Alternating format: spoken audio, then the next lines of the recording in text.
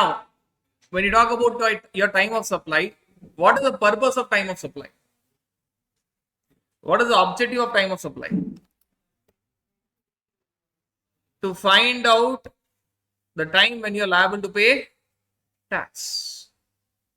Your liability to pay tax is determined by time of supply. Without finding out time of supply, you will never find due date of payment and due date of return filing. Without finding out your time of supply, you will never find what is the due date of payment. So time of supply is required for your due date of payment. If time of supply for a supply is April month, due date of payment is normally on or before 20th of May. If time of supply is July month, due date of payment is on or before 20th of time of supply is July month. So time of your due date of payment is on or before July.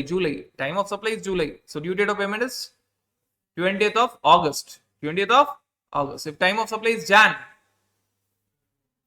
due date of payment is on or before 20th of February. So that is the objective of time of supply. Now time of supply is discussed in two sections. Section 12, time of supply for goods, and section 13, time of supply for services. And in both the sections, it is split into 5 parts.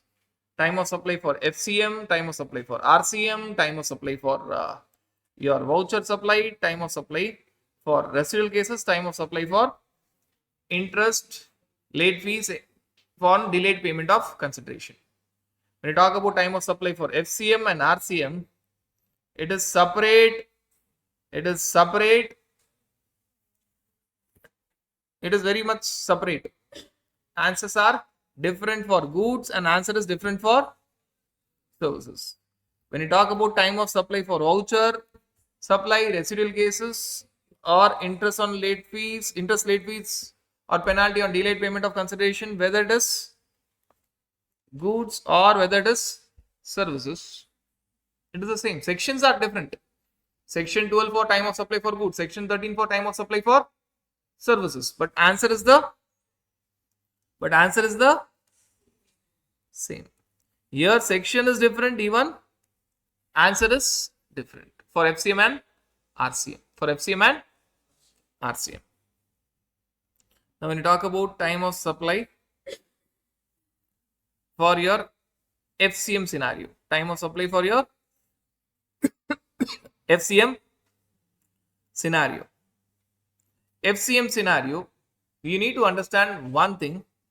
First, you have to find due date of invoice. There are 2 steps involved. Step number 1, you cannot directly find out time of supply. Step number 1, you have to find out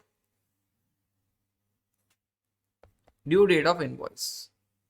Step number 2, you can find out time of supply. So first you have to find out due date of invoice, which is given under section 31. Then you have to find out time of supply, which is given under section 12 for goods and section 13 for services. So the problem with FCM is whether the question is asking you about due date of invoice or not. If it is an FCM case, you have to work out first due date of invoice, then you have to find out time of supply. You cannot directly find out time of supply. Step number 1 is due date of invoice. Step number 2 is time of supply. Now when you talk about step number 1, due date of invoice for goods, normally for goods, we'll take normal scenarios for goods. This is actually part of your document chapter. We are taking here because step number 1 is due date of invoice. If supply involves movement of goods, if there is supply and movement, there is supply of goods and goods are also moving out, then you have to raise invoice. On or before removal. If supply does not involve movement of goods, there is supply of goods, but the goods are lying there itself. There is no movement. That can happen in rare cases. There is supply of goods, but there is no. Supposing I have sold this entire instrument to ICI, but all these items are lying here. Possible? This entire equipment set, I am selling it to ICI. There is supply of goods. Is there any movement? No. So it is on or before delivery, constructive delivery. Constructive, which means when I'm handing over it, I'm giving all the passwords, etc. I'm handing over them. On or before delivery, constructive delivery. When I'm handing over all these items to them, including the passwords, etc. etc. Clear? Clear? This is a normal due date of invoice for goods. If you look at these normal scenarios carefully, there's no breathing time. Goods sector, no breathing time. Immediately. Supply of goods, movement of goods, on or before removal. Supply of goods, no movement of goods, on or before delivery. On or before delivery. Immediately. They are talking about instant invoice. Instant invoice. Immediately. Now, when you talk about service sector, there are certain special scenarios. We are not seeing special scenarios because we are not interested in seeing due date of invoice. Our interest is in seeing time of supply. So we are seeing general scenarios. All these other special scenarios are touched in your documentation chapter. Now for service sector, normal scenarios. Due date of invoice for your service. Normal case, 30 days from supply date. After the end of supply, you have 30 days. After the completion of service, you have 30 days. Breathing time or no breathing time? You do have breathing time. Service sector are always treated with caution. Always government have slight partiality for service sector throughout GST. You'll find a partiality for service sector. Now, for banking sector and insurance sector. For banking sector and insurance sector, banking sector will always include banks, financial institution, non-banking financial company. This 30 days is changed to 45 days. Breathing time is there? More breathing time. There is more breathing time. There's more breathing time. Are there special scenarios for service sector also? Yes. We have only seen the general categories. Goods sector, general category. Service sector, general category. Special categories to be touched in your documentation chapter. Now, this is the first step, finding out due date of invoice. Finding out due date of invoice. When you're finding out due date of invoice, be it for goods or be it for services. What is the due date of invoice? What is step number 1? What is your step number 1? Due date of invoice. For goods, it is on or before removal or on or before delivery. Correct? If there is removal, on or before removal. If there is no removal, on or before delivery. Constructed delivery. When effectively ownership is given.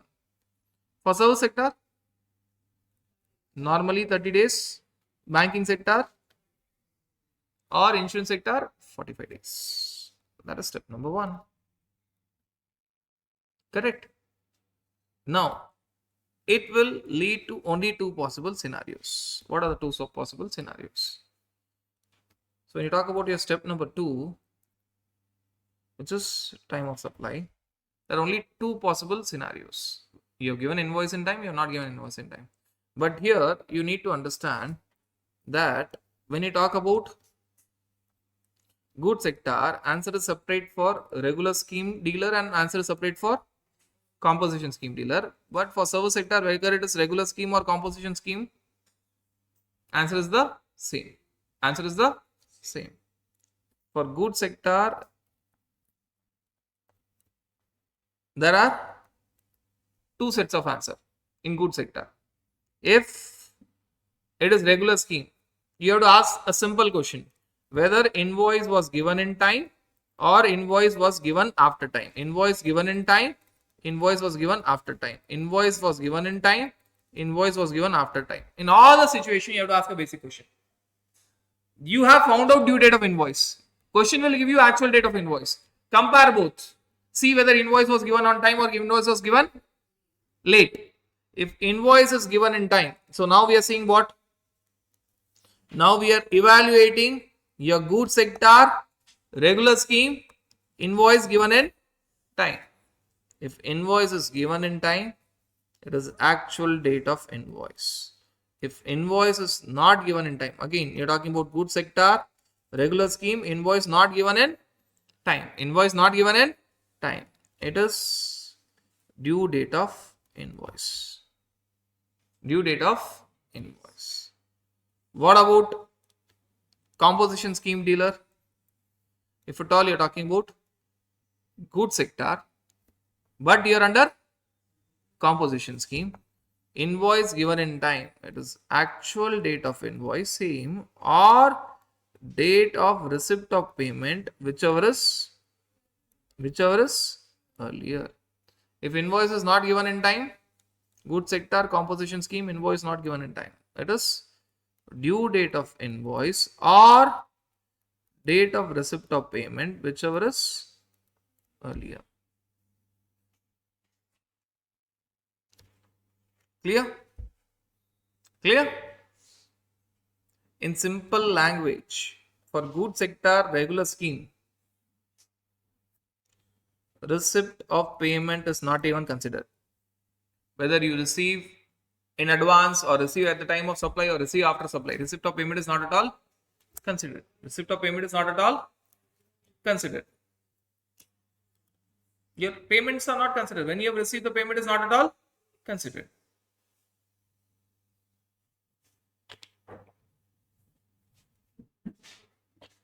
But the same is considered when you're talking about composition scheme. Now, if it is for service sector, if it is for service sector, whether it is regular scheme or composition scheme, if invoice is given in time,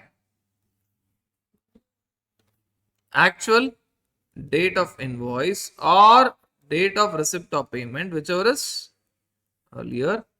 If it is service sector, regular scheme or composition scheme, invoice is not given in time, then it's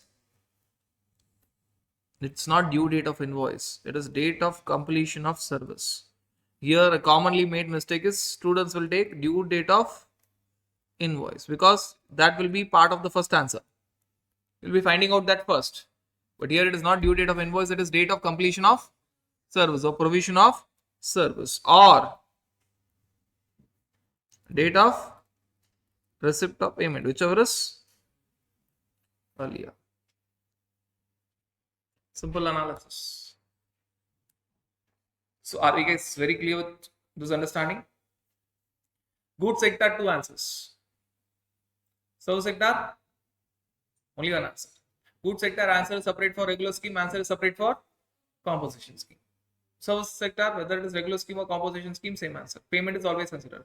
In which area payment is not considered? Goods sector, regular scheme, payment is not allowed. Payment is not invoice given in time, actual date of invoice, invoice not given in time, due date of invoice. Goods sector, composition scheme, payment is considered. Invoice given in time, actual date of invoice or date of receipt of payment, which was earlier, not given in time, invoice not given in time, due date of invoice or date of receipt of payment, which was earlier. Service sector, payment is considered. Invoice given in time, actual date of invoice or date of receipt of payment, whichever is earlier. Invoice not given in time. Invoice not given in time. It is not due date of invoice. It is not due date of invoice. It is date of completion of service or date of receipt of payment, whichever is earlier.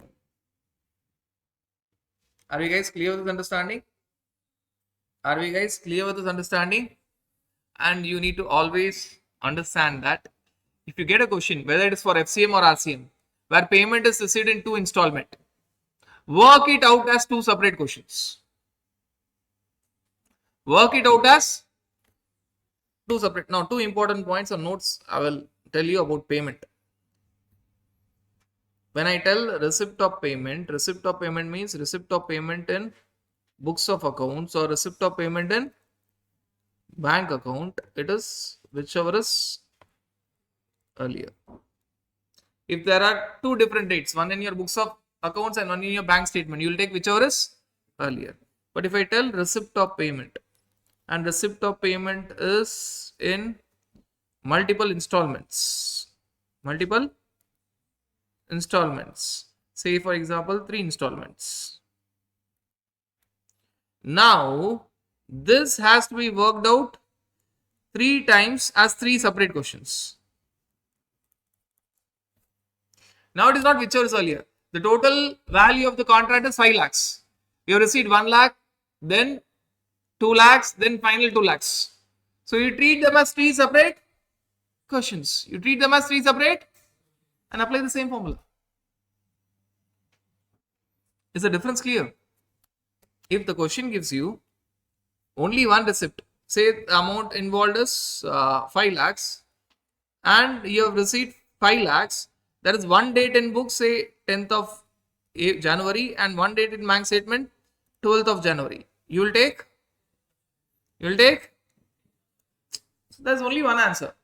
But if I tell the contract value is 5 lakhs, you have received it separately in 3 installments. Say first you have received 1 lakh on a separate date. That will be in books and bank, whichever earlier you can take. Then 2 lakhs separately. There again it will be books and bank, whichever earlier take it. Then again 2 lakhs. Again there will be books and bank, whichever earlier. But you have to work out this 3 times separately for 1 lakh. Treat it as a separate question. 2 lakhs, treat it as a separate question. Last 2 lakhs, treat it as a separate question. And this is true. This is true both for your FCM cases and RCM cases.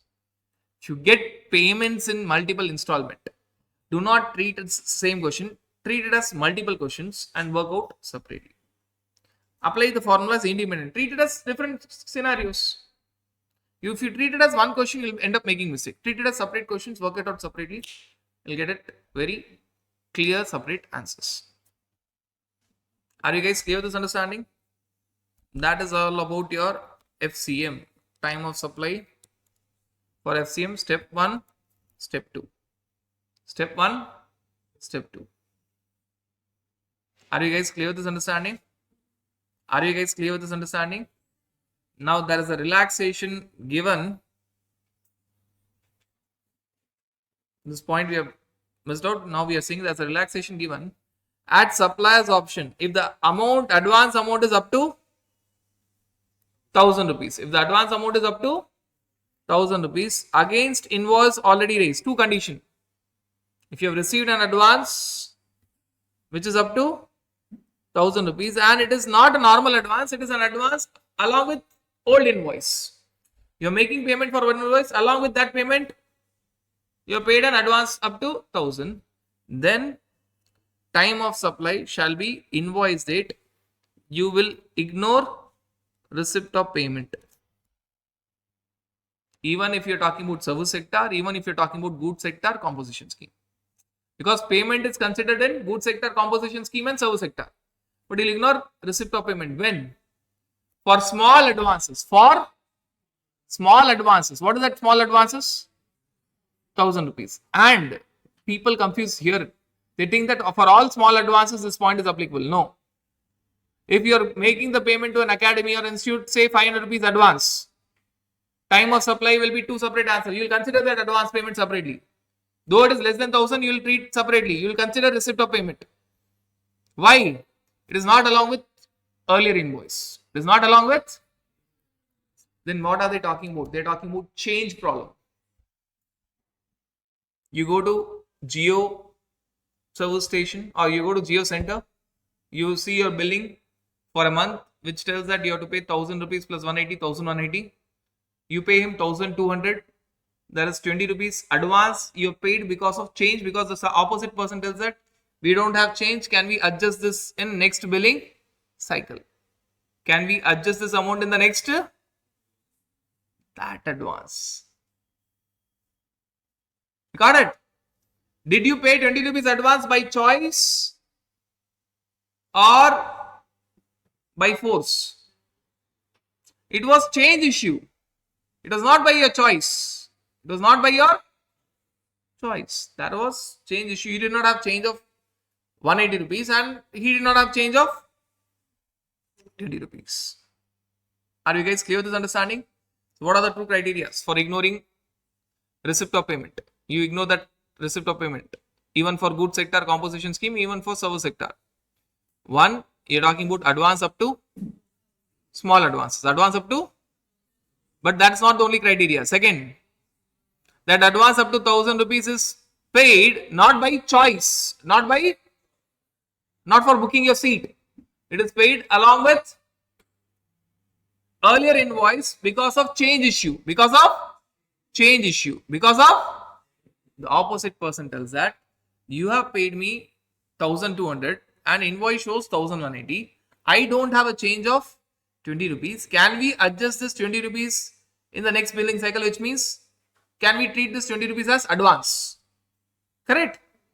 They are telling that ignore this advance. Ignore this advance. Time of supply will be the next invoice date. You forget about receipt of payment, it will be the next invoice date. Are you clear with this understanding? Are you guys clear with this understanding? Whether this point is relevant for goods sector regular scheme. Whether this point is relevant for goods sector regular scheme. This point is not at all relevant for goods sector. This point is not at all relevant for goods sector. By default, you ignore. Under any scenario, you don't even consider receipt of payment. Therefore, you don't even consider advances. So this point is relevant for whom? This point is more relevant for whom? For goods sector composition scheme, where you consider the payment, or service sector regular scheme or composition scheme, where you consider the payment. That point is relevant only in that particular area. So that is about time of supply for FCM. Now time of supply for RCM. Time of supply for RCM. It is just ulta of FCM. In time of supply for FCM, how many situations were there for goods sector? 2. Regular scheme and service sector. It is your ulta. For goods, there is only one situation. For service, there are 2. For service, there are 2. Time of supply FCM, goods have 2 scenarios and service has got 1 scenario. Time of supply RCM, goods have 1 scenario, service have got 2 scenarios. Service have got, and unlike time of supply for FCM, where you have to work out in 2 steps. First step is, what is the first step in time of supply for FCM? What is the first step? Louder. Due date of invoice. Second step is time of supply under FCM. Here directly find out time of supply under RCM. There are no 2 steps. There is only 1 step. For goods sector. For goods sector, what is the time of supply? RCM means you are looking from the eyes of whom? RCM. By default, the moment I tell RCM, you are seeing the entire story from whose eyes? So, date of receipt of goods or date of making the payment. Now, not receiving, date of making the payment, or 31 days from the invoice of supplier. He may not give GST invoice, but he may give some invoice. 31 days from invoice of supplier. Earliest of above. So, you will be getting all this information in the question. When you have received the goods, when you have made the payment, or 31 days from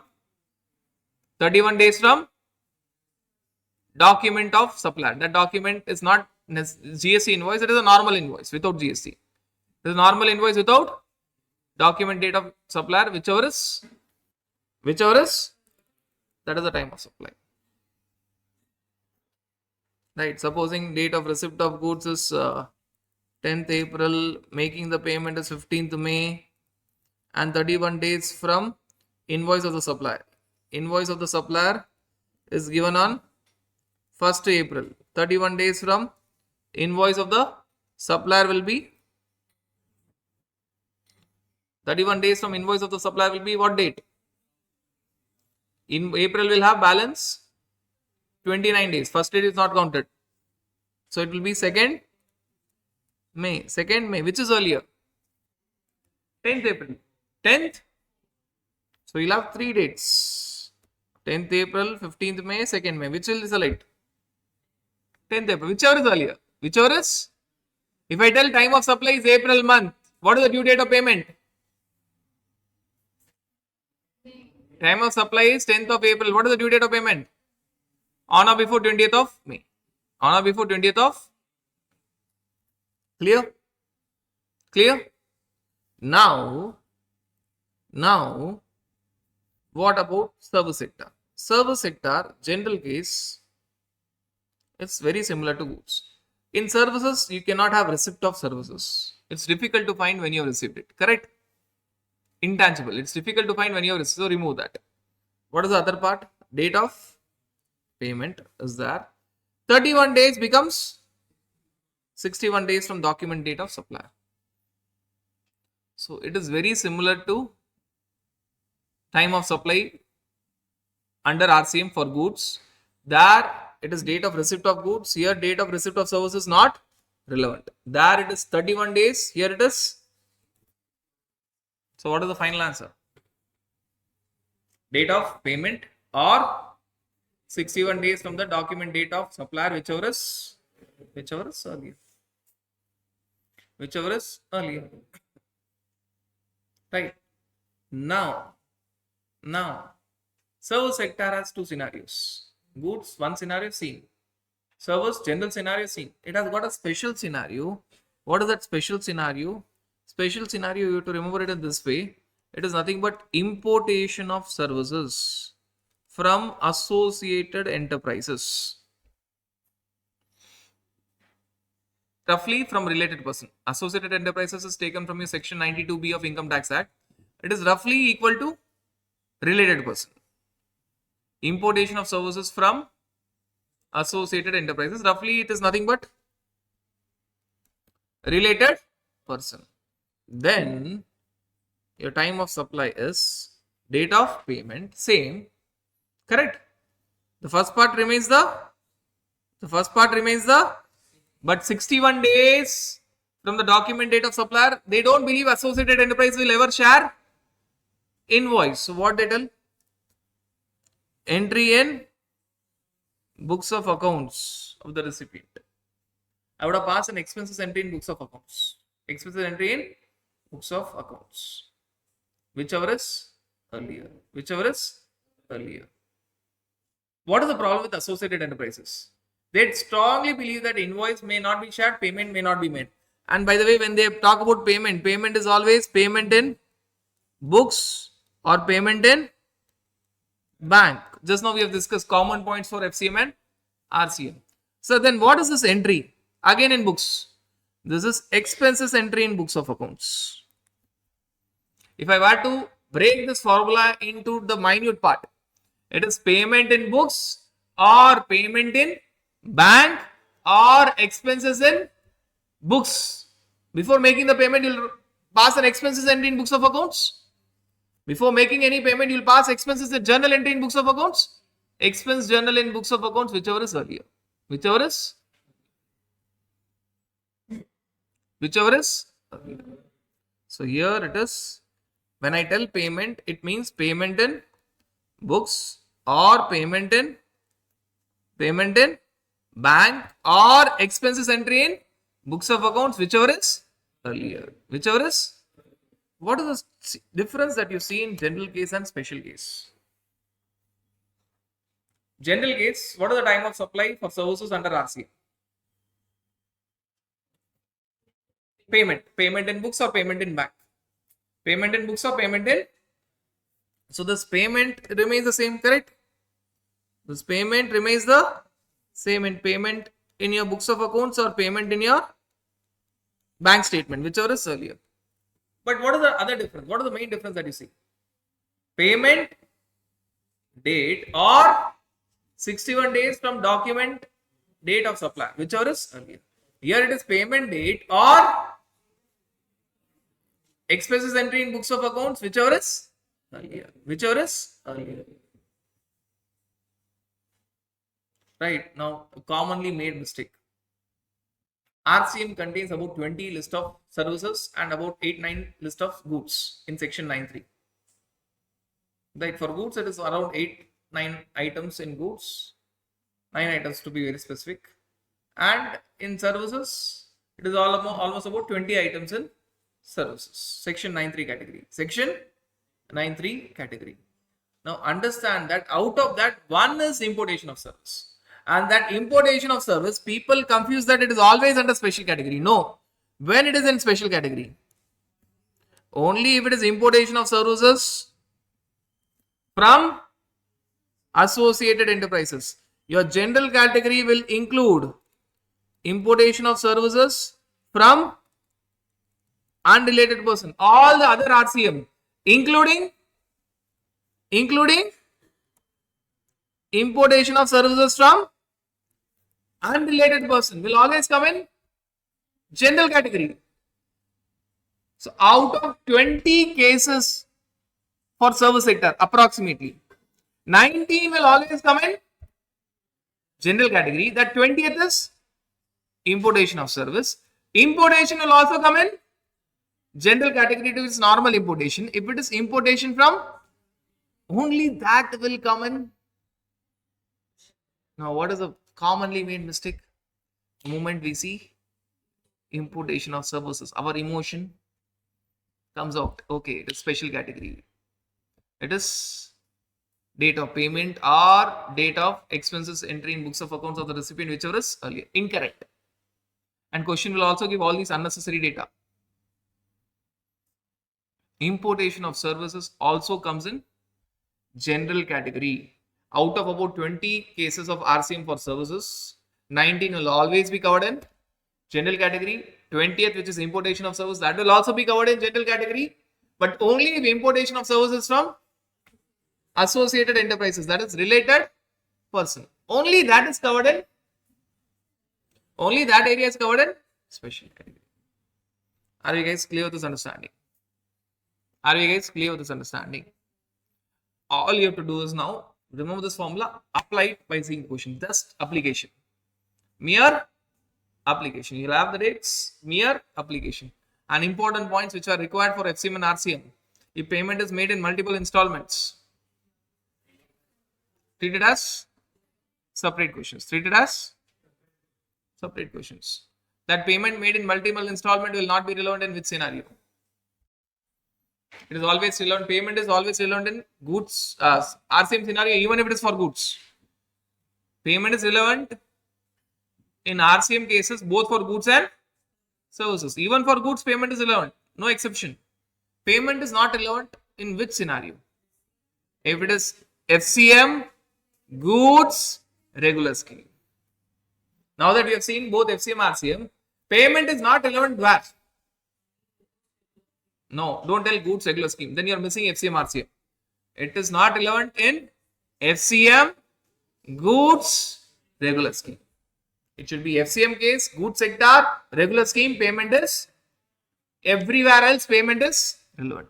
Payment is relevant. Now, what is the beauty of all the other three cases?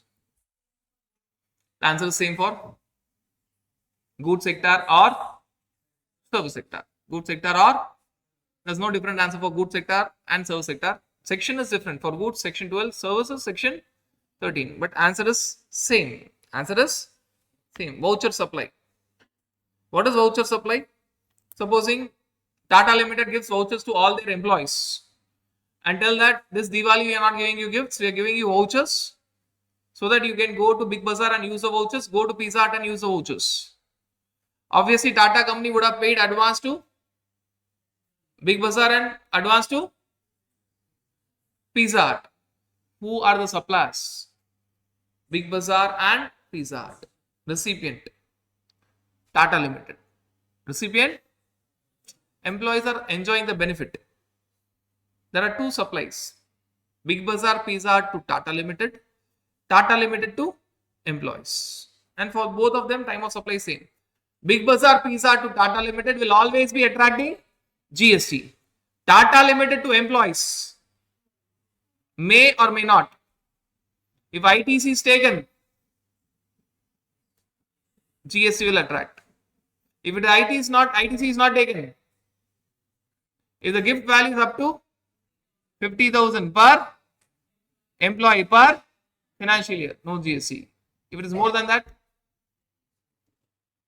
got that? So the main focus is on whom? Big Bazaar to Tata Limited, Pizza Hut to Tata Limited. Obviously, the same time of supply will be for Tata Limited to employees, but it may be supply, it may not be supply. But what is the clear-cut supply? Big Bazaar to Tata Limited, Pizza Hut to. So when I have paid advance, I will pay advances to Big Bazaar and Pizza Hut and get the vouchers. Then I'll distribute the vouchers as Tata Limited to my employees. Do you think that employees will use the vouchers same time? Few employees immediately. Supposing I'm giving the vouchers in December month, few employees will go in December month, few will go in Jan, few will go in Feb, few will go in March. Supposing March is the last date. Correct? Different employees will go at different point of time. Different employees will go and use the vouchers at different point of time. Now, what is the difference between Big Bazaar case and Pizza Hut case? In Big Bazaar case, supply is not identifiable at the time of issuance of voucher. My employee will purchase what item at Big Bazaar is not known to me. So they cannot put tax. Supposing vouchers are given in which month? December month.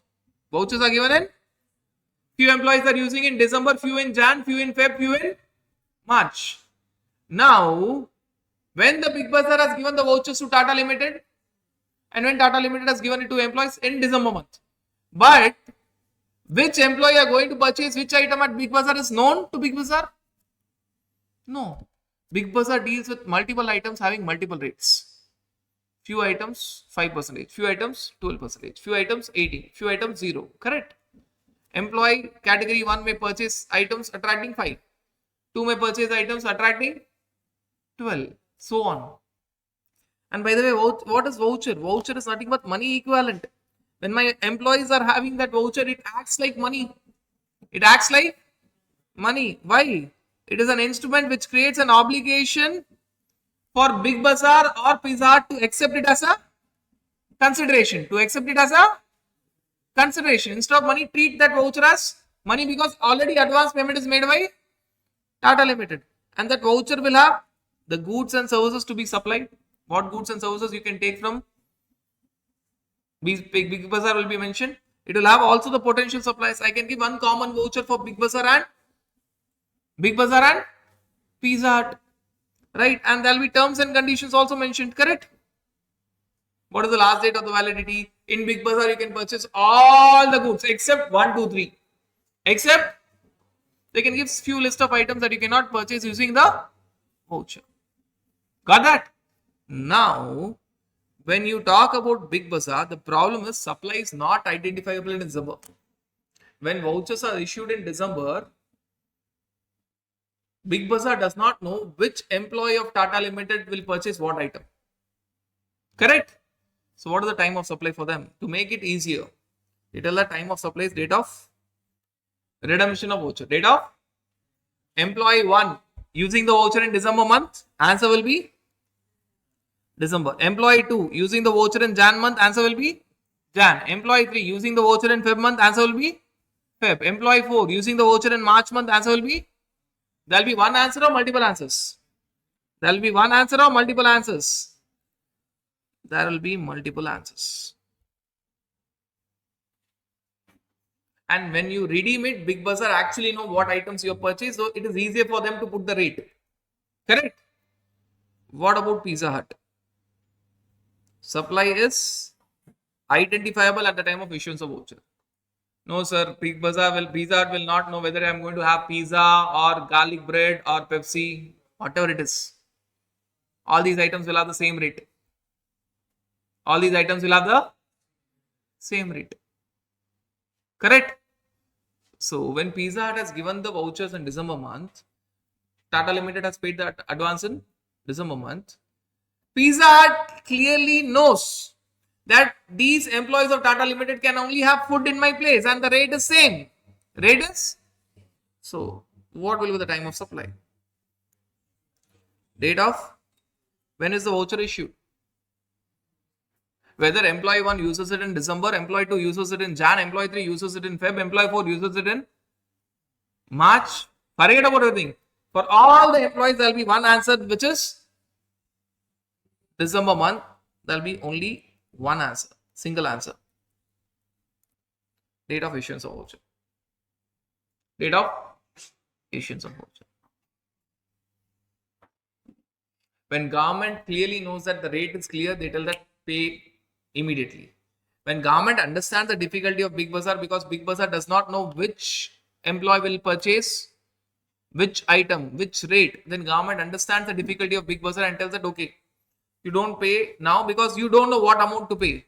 You pay it at the time of redemption. Pay it at the time of. So when supply is identifiable at the time of issuance of voucher itself, when it is very clear that the rate is going to be so and so, what is the answer? What is the time of supply? Date of. Now employees redeeming the voucher is not allowed. They may redeem at different point of time, but GST will be paid entirely in the month of.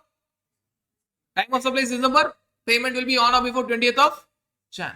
On or before 20th of Jan. One answer or multiple answer? One answer. Issuance of voucher. When supply is not identifiable, Big Bazaar has got the advance from Tata Limited in December month and issued the voucher, but employees are using it at different point of time and Big Bazaar does not know which employee, what item, what rate. Then it is date of redemption of voucher. So you'll have multiple answers. Few employees December, few Jan, Feb, etc. etc. One answer or multiple answers? One answer or multiple answers? Here. Done. It's done. Right. So time of supply for FCM, different for goods, different for services, 2 step. Done. Time of supply for RCM, different for goods, different for services, but only one step. Time of supply for voucher supply, scenarios evaluated. Now time of supply in residual cases. They always use polished language. So actually residual case is nothing but fraud case. No books of accounts. No books of accounts. Where periodical return has to be filed. When I tell periodical return has to be filed, it means you don't have books of accounts, no records. You don't have records, but you are registered.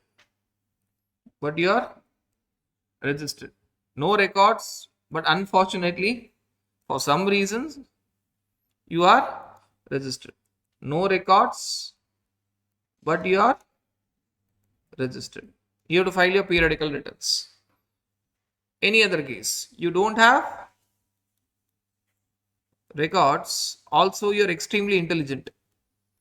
You're pakka fraud person. You don't want to have a trial. How a thief is always caught? By having a trial. Correct. He is leaving some proofs, evidences. Now this person tells, anyways, I am doing fraud. Why should I go and get registered and show that I am here? I will not at all show my evidence itself. Now understand, if you are a normal fraud person or small fraud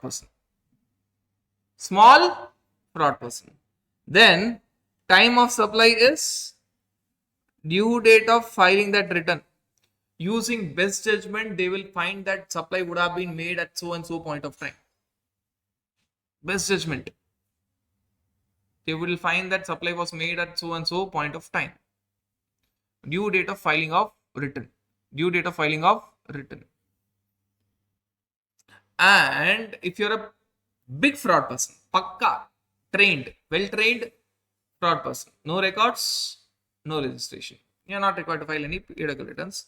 It is actual date of payment of tax. It is actual date of whenever you're paying, that is the time of supply. And if you read it again and again, you'll find that you will never ever pay interest. Why? You might have supplied 5-6 years back, but your time of supply is only when you're making the payment. And when you're making the payment, supposing it is April of 2024, that is the due date, that is the time of supply. When you find time of supply is April, your due date of payment is 20th May, which means you have made the payment before. So your time of supply is actual date of payment. Supposing you're making the payment in April 24. If that is the time of supply, if I tell time of supply is April 24th, what is the due date of payment? If I tell time of supply, forget about all these complicated points. If I tell time of supply is April 24th, April 2024, what is your due date of payment? 20th? When you have made the payment? Because your time of supply itself was when you are making the payment. When you have made the payment? When you have made the payment? Did you make the payment before your due date of payment? You'll never have interest. This poor fellow. No records, but untrained fraud person. Untrained, small fraud person. You'll always find big villains, small villains. Who are to die first? Who are to die first? Small villains gone. They have made supply 3-4 years back. Supposing this supply pertains to, look at the irony, this supply pertains to somewhere, the supply pertains to January 2020, just before COVID. Due date of return filing is 20th February 2024. So this becomes your time of supply. This becomes your, if this is your time of supply, what is your due date of payment? 20th February 2020. What is your due date of payment? 20th March 2020. When you are actually making the payment? Somewhere in April 2000. You will end up paying interest or no? Big interest. Big interest. This extreme fraud person also made that supply in Jan 20. But for this person, time of supply is when he is making the payment April 2024. And this means due date of payment is 20th May 2024. He will never ever. That is the implication. Obviously, it is not asked and all. If you understand, if you want to know the implication, small villains, finished. Pay tax with huge interest. Big villains, you pay tax. Obviously, penalty will be there and all. But you pay tax, no interest. This goes with the saying, something is better than nothing. Because this would be the final thing in your mind. So why is a big villain means penalization should have been more. They don't have any trial.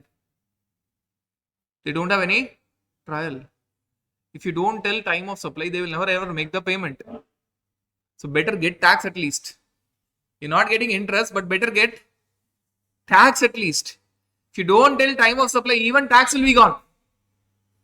Something is better than nothing.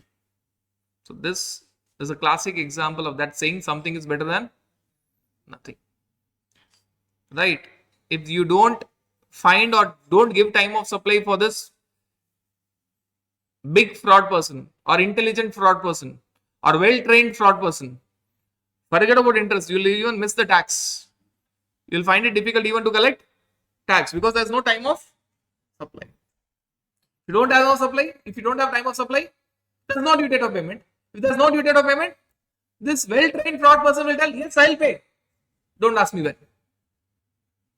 If you don't have time of supply, this well-trained fraud person will tell, I will pay. Don't ask me when. I will pay when I want. I will pay when I want. So that is the scenario. Okay, forget about all the complication. For your exam, just remember. Small fraud person, big fraud person. No records registered, small fraud person. No records not registered, big fraud person. No records but registered, small fraud person. Time of supply is due date of filing of return. Time of supply itself is due date of filing of return. So if supply happened in Jan, time of supply is 20th of Feb. Time of supply is 20th of Feb. Due date of payment is 20th of March. And for big fraud person, no records, no registration. Time of supply is actual date of payment. So you will never end up getting any interest. Right. And finally, time of supply for interest. What interest? Interest, penalty, late fees on delayed payment of consideration. Delayed payment of consideration. So when you talk about interest, penalty or late fees, whatever name you call, on delayed payment of consideration, fifth as in valuation. What is the time of supply? Time of supply is when you receive that amount. When you receive that amount. If you recall, if the interest demanded is 15,000 for late payment, and if the recipient gives only 10,000,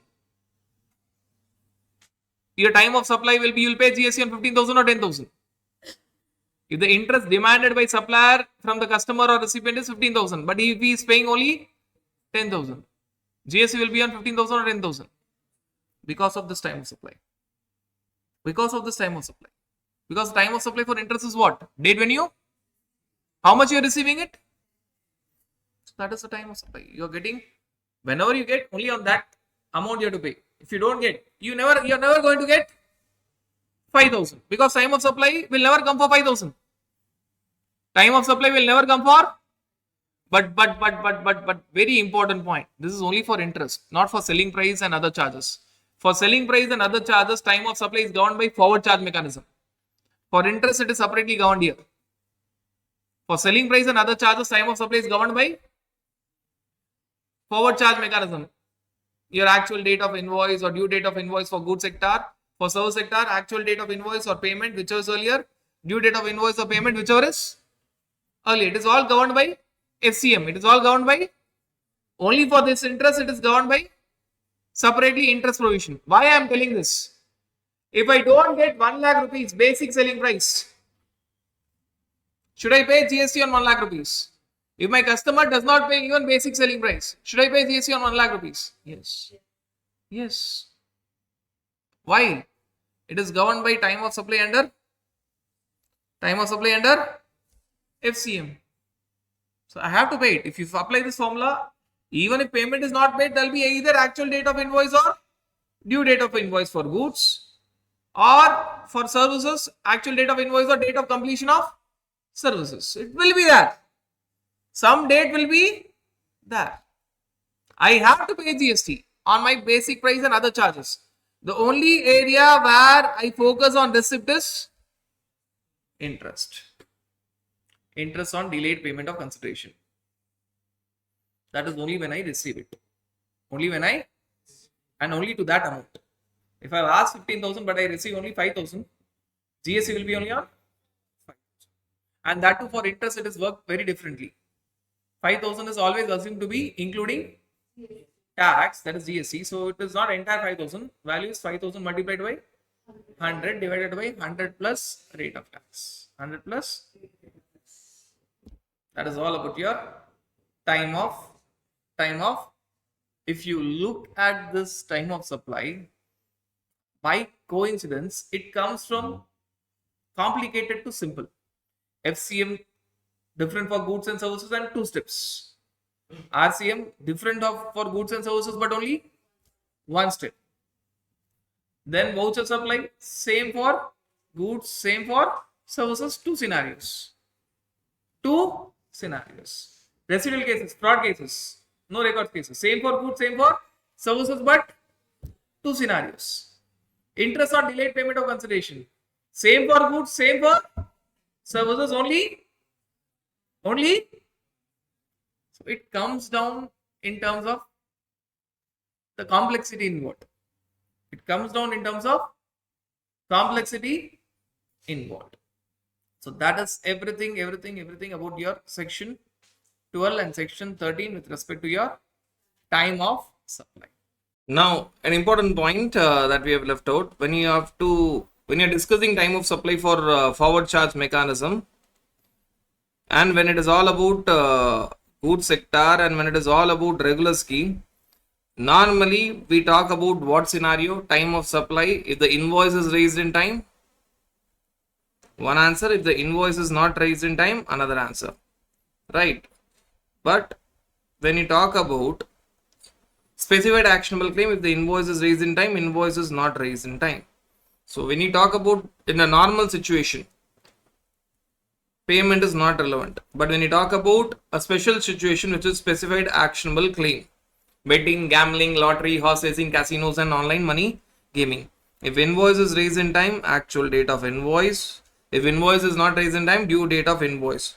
So when you talk about forward charge mechanism, goods sector, regular scheme, payment is not relevant. But when you talk about forward charge mechanism, goods sector, regular scheme, for specified actionable claim, your payment is relevant. If invoice is raised in time, it is actual date of invoice or the date of receipt of payment, whichever is earlier. If invoice is not raised in time, it is due date of invoice or the date of receipt of payment, whichever is earlier.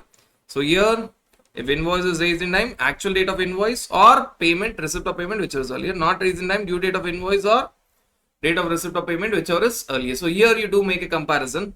So when your payment is not relevant, your payment is not relevant, if at all it is forward charge mechanism, goods sector, regular scheme, in a normal case, other than OMG case, other than not OMG case, other than specified actionable claim case, which includes OMG. So FCM, goods sector, regular scheme, normal case, other than specified actionable claim, payment will not be considered. Your payment will not be considered. Invoice in time, actual date of invoice, not in time, due date of invoice. Otherwise, for goods sector, for FCM, goods sector, regular scheme, if it is specified actionable claim, payment is actually relevant. Right. That's all about the small change which is there here. Now there is a special provision which talks about time of supply for change in rate of tax. Time of supply for change in rate of tax, which means the rate of tax earlier was 5%, now it has converted to 18, or earlier it was 18, now it has converted to 12. That's change in rate of tax. That's change in rate of tax. And because of the change in rate of tax, you have to decide what is the final rate of tax. Here, time of supply will help you to find two things: rate and time of supply. Rate of tax and time of supply. Both. Right. When you talk about change in rate of tax, please understand this concept is applicable for goods under composition scheme and services whether under regular scheme or composition scheme. What about goods under regular scheme? You'll be going with section 12. So you have to bifurcate this into two. There is change in rate of tax. If at all you are talking about goods under regular scheme, goods under composition scheme, service under regular scheme, service under composition scheme. The answer is 1 for the last three cases. The answer is 1 for the first case. For goods under regular scheme, section 12 will be applicable. It is either actual date of invoice, or if invoice is raised in time, actual date of invoice. If invoice is not raised in time, due date of invoice. So if invoice is raised in time, actual date of invoice. If invoice is not raised in time, due date of invoice. Due date of invoice. For all the other cases, the answer will be something different. This, all the other cases, you are going to apply section 14. Section 14. Now what is the answer according to your section 14? Section 14 tells that you go with whichever is having more weightage. If at all I keep supply on one side and invoice on one side and receipt of payment on other side. Supply on one side, receipt on one side, invoice on other side. Supply on one side, invoice and receipt of payment on the other side. Which is heavier? This is one scenario. The other scenario is invoice is on one side, supply and receipt was on other side. Receipt was on one side, supply and invoice is on one side. Receipt and invoice is on one side, supply is on other side. Which is having heavier weight? Answer will be what is having the heavier weight. What is having the, which side is having more weightage? Which side is having more events? Which side is having more events? So answer will always be which side is having more events. Which side is having more events? So in the first, these are all 6 different cases. These are all 6 different cases. In the first case, which is having heavier weight, supplied invoices on heavier side. See, all these things you need to understand that this is before change, this is after change. This is before change, this is after change. Something is before change, something is after change. In the first case, what will be the answer? Invoice. The second case, receipt. And also remember one thing. 2 points you have to remember. Answer is on that side which is having more weightage. Second, answer is either invoice or receipt. It is never supply. It is never. So here, when supply is invoice are on one side, answer is invoice. When supply is and receipt are on one side, answer is receipt of payment. When invoice and receipt are on one side, then you have to go with whichever is earlier. When supply and receipt are on one side, answer is receipt. When supply and invoice is on one side, answer is invoice. When receipt and invoice is on one side, it is whichever is earlier. Whichever is earlier. So 2 things you have to remember. Time of supply is on that side which is having more weightage.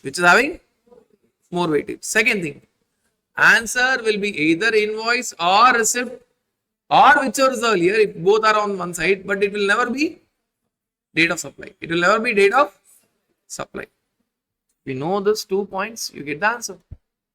If you know these 2 points, you get the answer. And based on the answer, supposing the rate of tax before change. The rate of tax before change was 5% and after change is 12.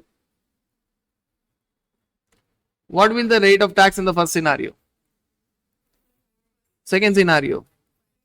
Third scenario. Fourth scenario. Fifth scenario. Sixth scenario.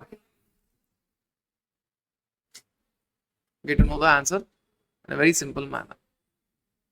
Right. So how you have to bifurcate? 1. This provision is not applicable for goods in under regular scheme. For them, the answer is just like section 12. It's actually covered by section 12. If invoice is given in time, actual date of invoice, not given in time, due date of invoice. See at that point of time, whatever was the rate, go with that rate. Go with that rate. Go with that rate. You don't come in section 14. Section 14 is applicable for goods under composition scheme, service sector, whether under regular scheme or composition scheme. There you'll have certain events before change, certain events after change. Remember 2 points. Answer will be on that side which is having more weightage. Remember second point. Answer either will be invoice, date of invoice or date of receipt of payment. But it will never be date of supply. So if you remember these 2 points, you'll get to know the answer. You'll get to know the answer. Once you know the answer, you'll know the rate.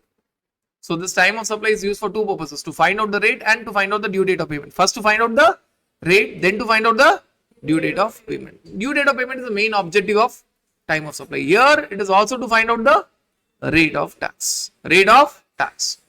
So that is all about your section 14. Section 14. In section 14, there's one catch that you need to remember. We are done with the answer part. We are done with the time of supply part.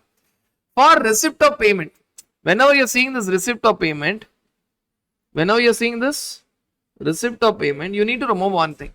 When you talk about receipt, your receipt, it is always earlier of payment in books or payment in bank, which was earlier. This we have been seeing right from section 12, 13. Always payment in books or payment in bank, whichever is. But in one case, you will go only with payment in bank. Why? Your book entry was a bogus entry. How did you find out your book entry was a bogus entry? First, there was a book entry, payment in books. This is the first event. Followed by, there was a change in rate of tax. Followed by, there was payment in bank, which was more than 4 days later, after change in rate of tax, which means clearly the book entry was a bogus entry. You purposefully have put book entry earlier. Why? Supposing your change is on 1st of October. Your book entry you have put on 25th of September. The payment happened on 13th October. Now, clearly the events should be in a particular sequence, and this is a sequence. Only then you call it as bogus entry. Otherwise, payment means payment in books or payment in bank, whichever is always. Now, here clearly it shows you have put a book entry which is on 25th of which is on 25th of September, which is on 25th of September, bogus entry. Knowingly, you were trying to make your time of supply. You are making an attempt to make your time of supply before change so that you might get a lesser rate. You're manipulating the dates. Why? Even after that book entry, even after waiting for 4 days, 4 days after change in rate of taxes, 4 days is not calculated from your book entry. They are giving you more time. Okay, forget about your book entry. Let that change happen. Let us wait for another 4 days, but the payment has not hit the bank account. The payment has not hit the. You said you have received the check on 25th of September. The change happened on 1st of October. At least you could have deposited the check on 1st of October. So that payment would have been cleared within 4 days. Even that did not happen. Payment finally happened, cleared in bank on 13th October. It clearly shows that you never received any check on 25th of September. It was a bogus book entry. It was a bogus book entry. So what you'll focus now? You'll focus only on credit and bank account. Please understand that this is only for section 14, so that because the rates are changing. Because the rates are changing. And in section 14, don't apply this always. Even in section 14, the normal answer is payment in books or payment in bank, whichever is. So normally it is the same thing. Payment in books or payment in bank, whichever is. Only if at all you fit in a particular situation where the book payment entry is before change, then there is change. Then you wait for 4 days after change. Even then the bank entry comes after 4 days after change, which clearly means the book entry was a bogus entry. So date of receipt of payment will be treated as credit in bank account, not your entry in books of accounts. Not your entry in books of accounts. Because it clearly indicates that the entry in books of accounts was a bogus book entry. Specific events. If these these events are not coming in the sequence that we have discussed, then go with the normal thing. Go with the what if the payment was crediting within 4 days of change in rate of tax? Go with the normal thing. Payment in books or payment in bank, whichever is. What if the credit in bank account happened on 3rd of October? You would have gone with 25th of September. Because payment in books is 25th of September, payment in bank is 3rd of October, whichever is. You would have gone with 25th of September. When these events are happening in this, with all these conditions being satisfied, then forget your bogus book entry, focus on your bank entry. Focus on your bank entry. This is only and only for section 14 and only in specific scenario, not in all the cases. Not in all the cases. So that is all about your time of supply, be it section 12 or be it section 13 or be it section 14. Now basically we are talking about small dealers, small persons who find it difficult to comply with the GST provisions. One are very small person who are not at all required to take registration. One are comparatively bigger who can take registration but work under a simple scheme called as composition scheme. First, we'll not touch composition scheme. We'll talk about those persons who need not even take registration. This is actually from your registration chapter. Section 22 read along with section 23. This is actually part of your registration chapter. Now let us remember the small story so that you can easily understand when it is 20, when it is 40 and when it is 10. Right. If you're talking about politics, which is very relevant at least now, apni politics, nama politics. Apni politics, which is translated into Nama politics, right? Apni politics can be summarized into three important things. Three important things in India. One is money, then it is land, and one is Ram. Money, for being in politics, money. Automatically from money you'll get land, and for winning in politics, we do have that factor of Ram, isn't it? Religion is a fact. Whether you accept it or not, whether you like it or not, this is what is happening in politics in India. And this, we came out with this story almost in 2018 or 2019, which is more relevant today. Money, land, and Ram. And when you are very small person, when you are in student's life, very small person, it should act like time pass for you. It should act like time pass for you. When you are not at all even eligible for say voting, or you are eligible but you don't understand much about it, it should be like your time pass. You should not be seriously involved and talking some nonsense which does not makes even sense to you, right? So apni politics can be summarized into three things: money, land, and Ram, which is time pass when you're very small person, right? Then you have the balanced states or union territories. Now, what is apni politics? Arunachal Pradesh, Sikkim, Uttarakhand, Meghalaya. Sikkim, Uttarakhand, Meghalaya. Tripura, Manipur, Nagaland,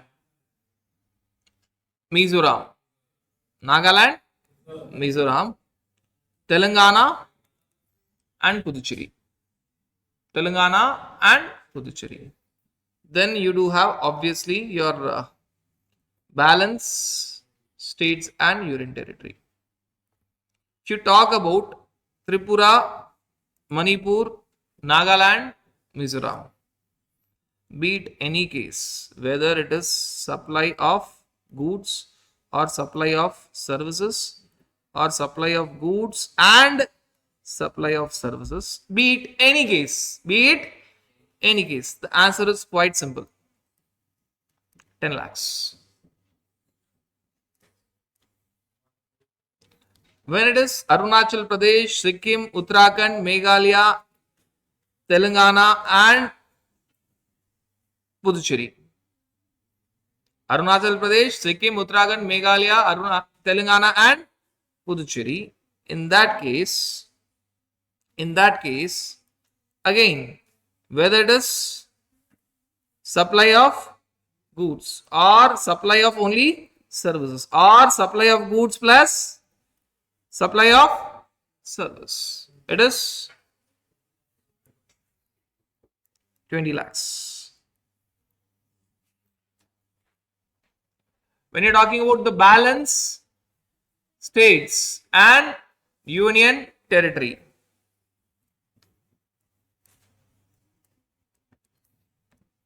answer is separate for only supply of goods, for only supply of services, or supply of goods with supply of services. For only supply of services and supply of goods and supply of services, it is 20 lakhs. But if it is only and only supply of goods in these states, then it is 40 lakhs. Very simple way to understand 40, 20 and 10. Need not by heart all the states everywhere, here and there. If you see ICI text, you'll find around 10 pages, 12 pages only dedicated to it, explaining when it is 40, when it is 20, when it is 10, giving a chart, states, headings, complicated headings. It's very easy way to remember 40, 20 and 10 lakhs. 40, 20 and 10 lakhs.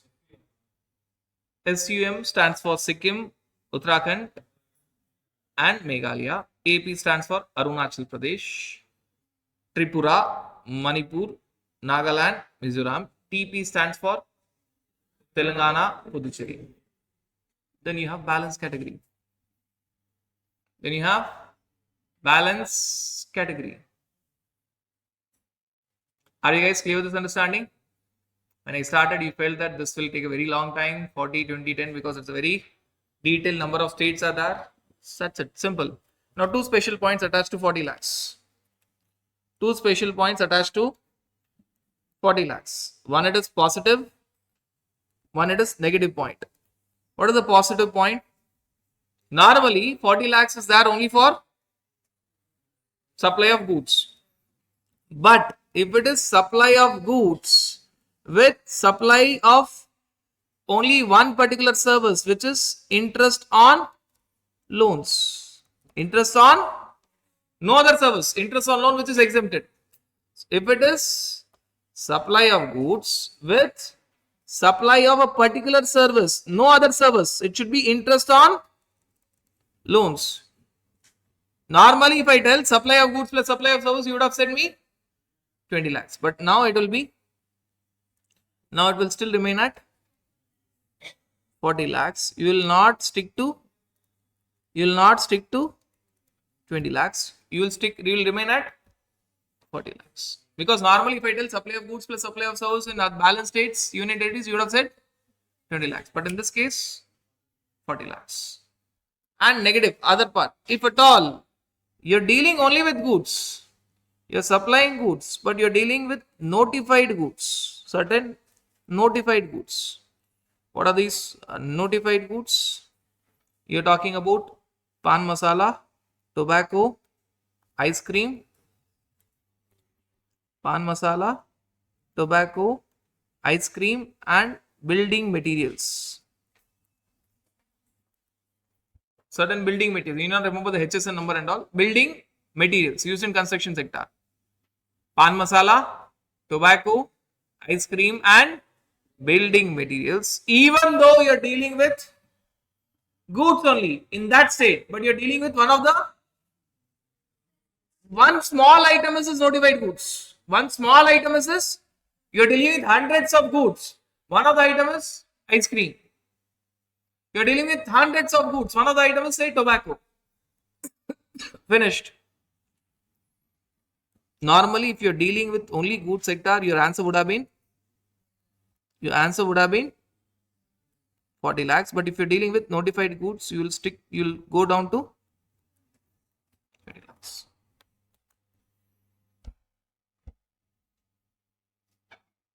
Is that clear? Is that clear? So when you talk about pan masala, tobacco, ice cream, building material, even though you're dealing only with goods, but they are notified goods, you will come down to 20 lakhs. When you talk about supply of goods plus supply of services, normally it is 20 lakhs, but if it is that supply of services only, no other service, only interest on loan, which by the way is exempted. That's another fact, which by the way is exempted, but that will be counted in turnover.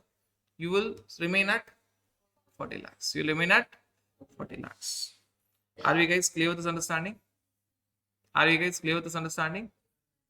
So this is everything about when to go for 40, when it is 20, and when it is 10. And in special case 40, when it will remain at 40, even though there is service, when it will come down to 20, even though it is very, very simple and effective way to remember this 40, 20 and 10. Now, to complete this, just remember one important aspect. Limits are all over. Limit is pan-India. So you don't see state-wise. All these limits are aggregate term, which means if I'm working in 2 states, supposing I'm in Tamil Nadu dealing with goods. Now you have all the answers. Tamil Nadu only goods. Maharashtra only goods. West Bengal services. Fast. Answer is in front of you. West Bengal services. Tripura only goods. Tripura only goods. Telangana only goods. Telangana only goods. Puducherry services. Arunachal Pradesh goods plus service. Andhra Pradesh goods plus services. Andhra Pradesh only goods. Andhra Pradesh goods plus service 20 lakhs. Andhra Pradesh only goods 40 lakhs. Jammu only goods. Ladakh, Jammu only goods 40 lakhs. Ladakh services. Ladakh services. Andaman and Nicobar only goods 40 lakhs. Lakshadweep goods plus service 20 lakhs. It is 20. You can easily find out which area, which portion. But please understand this, if at all you are working in one state, it's very simple. What if we are working in two states or two or more states? The limit that you're seeing of 40, 20, 10 is not for individual state, it is for pan India. The limit that we are seeing for 40, 20, 10, it is not per state. Legislation limit is not per state, it is aggregate turnover. Pan India, your limit, your turnover should be less than 40 or 20 or 10 as the case may be. As the case may be. As the case may be. Clear? Clear. But when you are taking registration, it is not pan India one. It is each state. It is so checking for registration, pan India. Taking registration, each state. Checking for registration, pan India. 40, 20 lakhs, 10 lakhs to check whether you have to get registered or not. When you're seeing the turnover of 40 lakhs, 20 lakhs, 10 lakhs, it is pan India. You're going to see aggregate turnover. When you have to get registered, it is state-wise. It is, I'll give a master question. You need not see multiple questions. Then you can see any questions of ICA anywhere. I'll give a master question. You are working in Tamil Nadu, Telangana. You keep telling the answers. I'll keep changing the questions. You keep telling the answers. Goods. Only goods. What is the registration limit? When it is 40 lakhs and Tamil Nadu it is 40 lakhs. Telangana is, so whenever it is 40 and 20, you cannot apply, it is not per state. So what will be your aggregate turnover limit? What will be your aggregate turnover? Aggregate turnover is pan India. You'll go with limit. Which limit? No, you'll go with lower limit. You'll go with, so you'll not go with 40 lakhs. You'll go with lower state because the other state wants the limit to be less so that people are more and more registered. Telangana is telling that I want more people to be registered. So it wants the limit to be 20 lakhs. So you'll go with which limit? Lower state. You'll go with lower state. Then you will see the actual aggregate turnover. You will compare. In Tamil Nadu, say 10 lakhs. In Telangana, 15 lakhs. What is the actual turnover? 25 lakhs. 25? Is it more than 20 lakhs? Get registered in Tamil Nadu. Get registered in. That is the second step. Correct. But if I change the question, the goods that you're dealing in Telangana are exempt supply or non-taxable supply. Whether Telangana is affected, not affected. Telangana anyways will not get any GST because in that state you're dealing only with exempt supply, non-taxable supply. Now what will be the limit? The limit will jump up to 40 lakhs. Why? Suddenly 40 lakhs. Telangana wants lower limit when it is going to get revenue. But if in Telangana you're dealing with only exempt supply and non-taxable supply, anyways, Telangana is not going to get any revenue. Now Telangana tells, don't come down for me. Anyways, I am going to get a zero revenue. You stay at your limit. You can go back to 40 lakhs. Now, I change the question. There comes Tripura. Now Tripura is dealing again only with goods. What is the limit now? Now you're dealing in 3 states. TTT, Telangana, Tamil Nadu, Telangana, Tripura. But now you're interested in which category? 40, 20 or 10? Tripura tells, see, you're all big guys. I am small guy. Please feel for me. Please come down. So what is the limit now? 10 lakhs. But wait. If I tell that, no. In Tripura also you're dealing with goods which are fully exempt or fully non-taxable supply. Tripura is affected or not affected? Tripura is affected or not affected? Tripura tells, don't worry. Anyways, I am not going to get a single paisa revenue. You can go back to higher limit. What is that higher limit? Depends. It may be 40, it may be 20. In this question, it is 40 lakhs. In this question, it is 40 lakhs.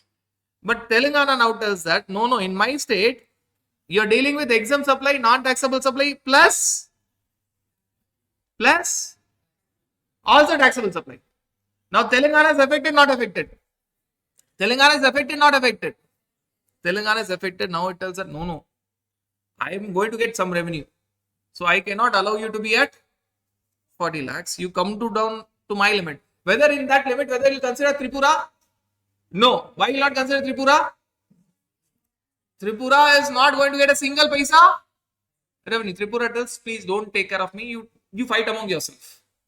I'm out.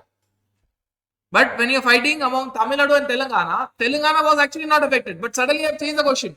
I've said that Telangana deals with non-taxable, exempt as well as one portion is taxable. Now Telangana will get revenue or not? It may get a small revenue, but will get revenue or not? So it wants the limit to be at 20 lakhs. It wants the limit to be at 20 lakhs. If I tell no. Telangana again tells that no, I have changed my decision. In Telangana state, I'll not deal with taxable supply. You will come back to Tripura is not affected, Telangana is not affected, you'll go to Tamil Nadu. But Tamil Nadu tells, in Tamil Nadu state, now you have started dealing with services, goods plus, then what will be the answer? Because Tamil Nadu, it is goods plus services. Goods plus services. No, sir, that service is only interest on loan.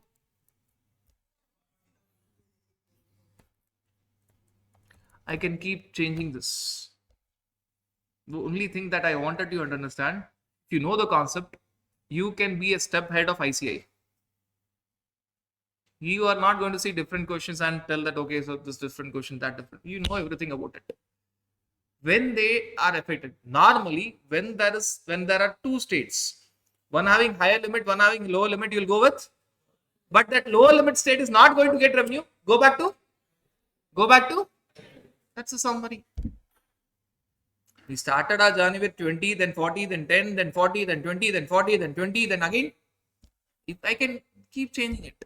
Suddenly I tell that no, Tripura is affected. Tripura tells that I have a small taxable supply. You'll come down suddenly to 10 lakhs.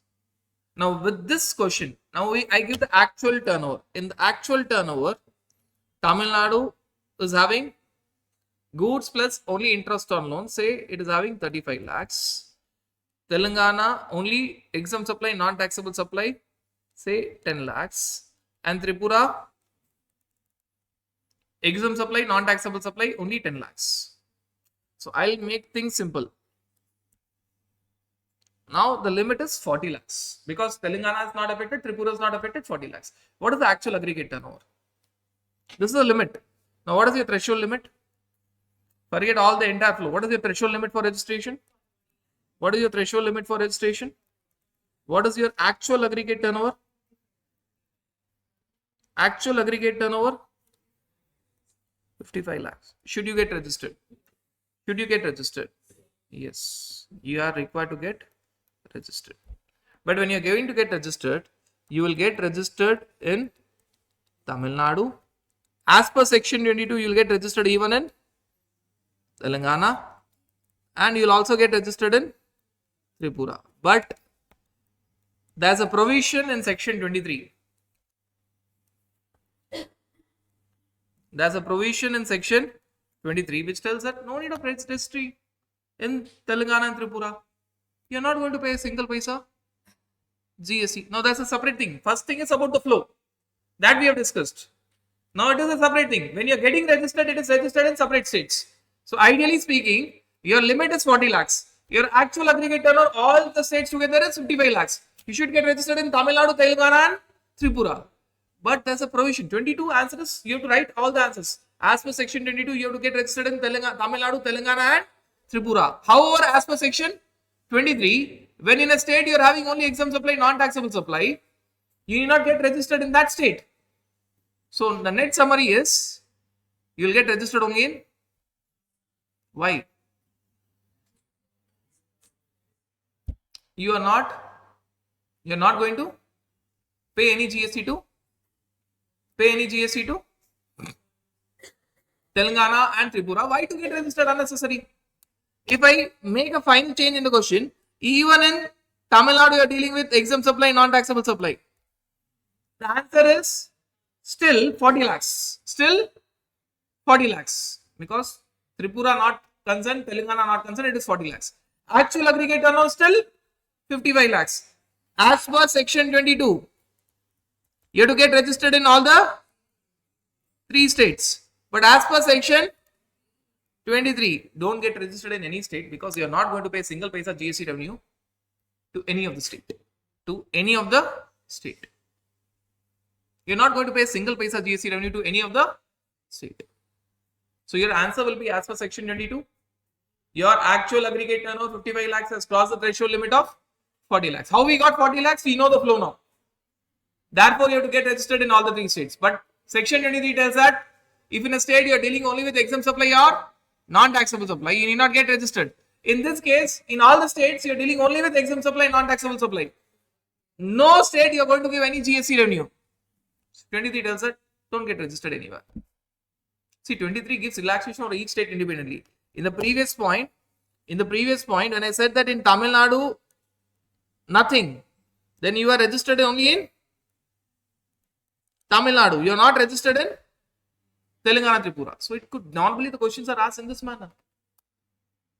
The point here is when it is all about registration, you have to decide whether you are going to pay or not. Then 23 will tell that not to get registered. When you are going to get registered, whether it is a lower limit state or a higher limit state is not relevant. Whether it is Telangana or Tripura or Tamil Nadu is not relevant. If you are not going to pay GST revenue in a state, no need to register in that state. Section 23. Section 23. But that is the second step. So first step is aggregate turnover, pan-India. Pan-India, it may be 40, 20, 10. When it is 40, when it is 20, when it is 10, I have explained with lot of flows, making changes in the example. Normally, if you're dealing with higher limit state and lower limit state, you'll go with lower limit. But if that lower limit state is not being affected, which means it is not going to get any revenue, you can go back to higher state. And that is pan-India. Once you get that pan-India limit, compare with actual aggregate turnover, add all the turnovers. When you see that turnovers being more than the limit, you have to get registered. When you have to get registered, you have to get registered in all the states. But if in a same scenario, you are not going to pay GST revenue to any particular state, 23 tells that no need of getting registered in that state. In other state, you get registered, but in that state, no need to get registered. This is some answer example. Now you see that obviously a question in every exam paper about your registration. And IC have gone to the extent of asking 2-3 states. 3 states is very common. Obviously, they have not gone to the extent of 4 states because when you know for 2 states, 3 states, you can apply the same for even 5 states, 10 states. The same logic holds good.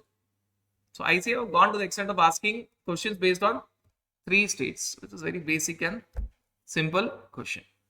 But remember 2 steps. What is step number 1? Fixing the threshold limit for registration. Fixing the threshold limit for registration. Is it state wise or pan India wise? It is pan India wise. And there is a flow 40, 20, 10. You have to decide when it is 40, when it is 20, when it is 10, when to come back again, when to come up again. Normally, if it is higher and lower, you will go to lower, but you can come back to higher if the lower state is not affected. Second step is taking registration. If you cross the limit, you have to take registration. Normally in all the states, but if in a state you are not going to pay any GST revenue, section 23 tells that no need to pay, no need to get registered, no need to get registered. So registration is state wise. Checking the limit is pan India wise, but taking registration is state wise. Taking registration is state wise. That's everything about your threshold limit for registration. Composition scheme is discussed entirely in section 10. Section 10. Now, when you talk about your composition scheme, it is a simplified scheme. It is a simplified scheme. The scheme is simplified because not everyone will be able to comply with complicated provisions of GST law. If your turnover is very small, don't take registration. If it is a bit bigger, you can go for composition scheme. You can go for composition scheme. Now, please understand that there are certain advantages versus disadvantages when you talk about composition scheme. Advantages versus disadvantages. So when you talk about the advantages, if I were to write composition scheme versus regular scheme, rather I'll write it ulta, regular scheme versus composition scheme. Now let us talk about the advantages. The advantages of your composition scheme. The advantages of your composition scheme, that it is a simplified form of calculation. The calculation and the rates are lesser. Right. Main advantage, what you see here. The main advantages. The rates are normally, what are the rates in regular scheme? What are the rates in regular scheme? 0, 5, 8, 12, 18, 28, etc., etc., etc., etc. The rates in composition scheme are always simple. 1, 5, normal composition scheme, and 6, special composition scheme. 1, 5 in normal composition scheme and 6 in special composition scheme. This 5 is not the regular rate same. There is normal rate also 5, but this is composition rate. This is composition rate. The second advantage is when you talk about your regular scheme, either it is monthly payment, monthly return. Monthly payment, monthly return, or it is monthly payment, quarterly return. You read it ulta, reverse, it is called as QRMP scheme. QRMP scheme, quarterly return, monthly payment. But the right terminology should be MPQR, because first you make the payment, then you file the return. But name are not always indicative. It's only a simple form of naming. They thought that QRMP sounds better than MPQR. Therefore, they give it QRMP scheme. But right way is monthly payment, quarterly return. Normally it is monthly payment, monthly return.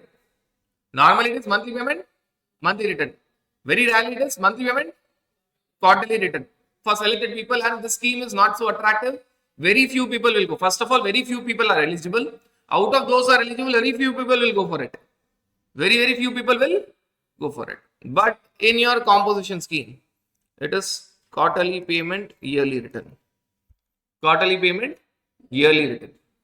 Quarterly payment, yearly return.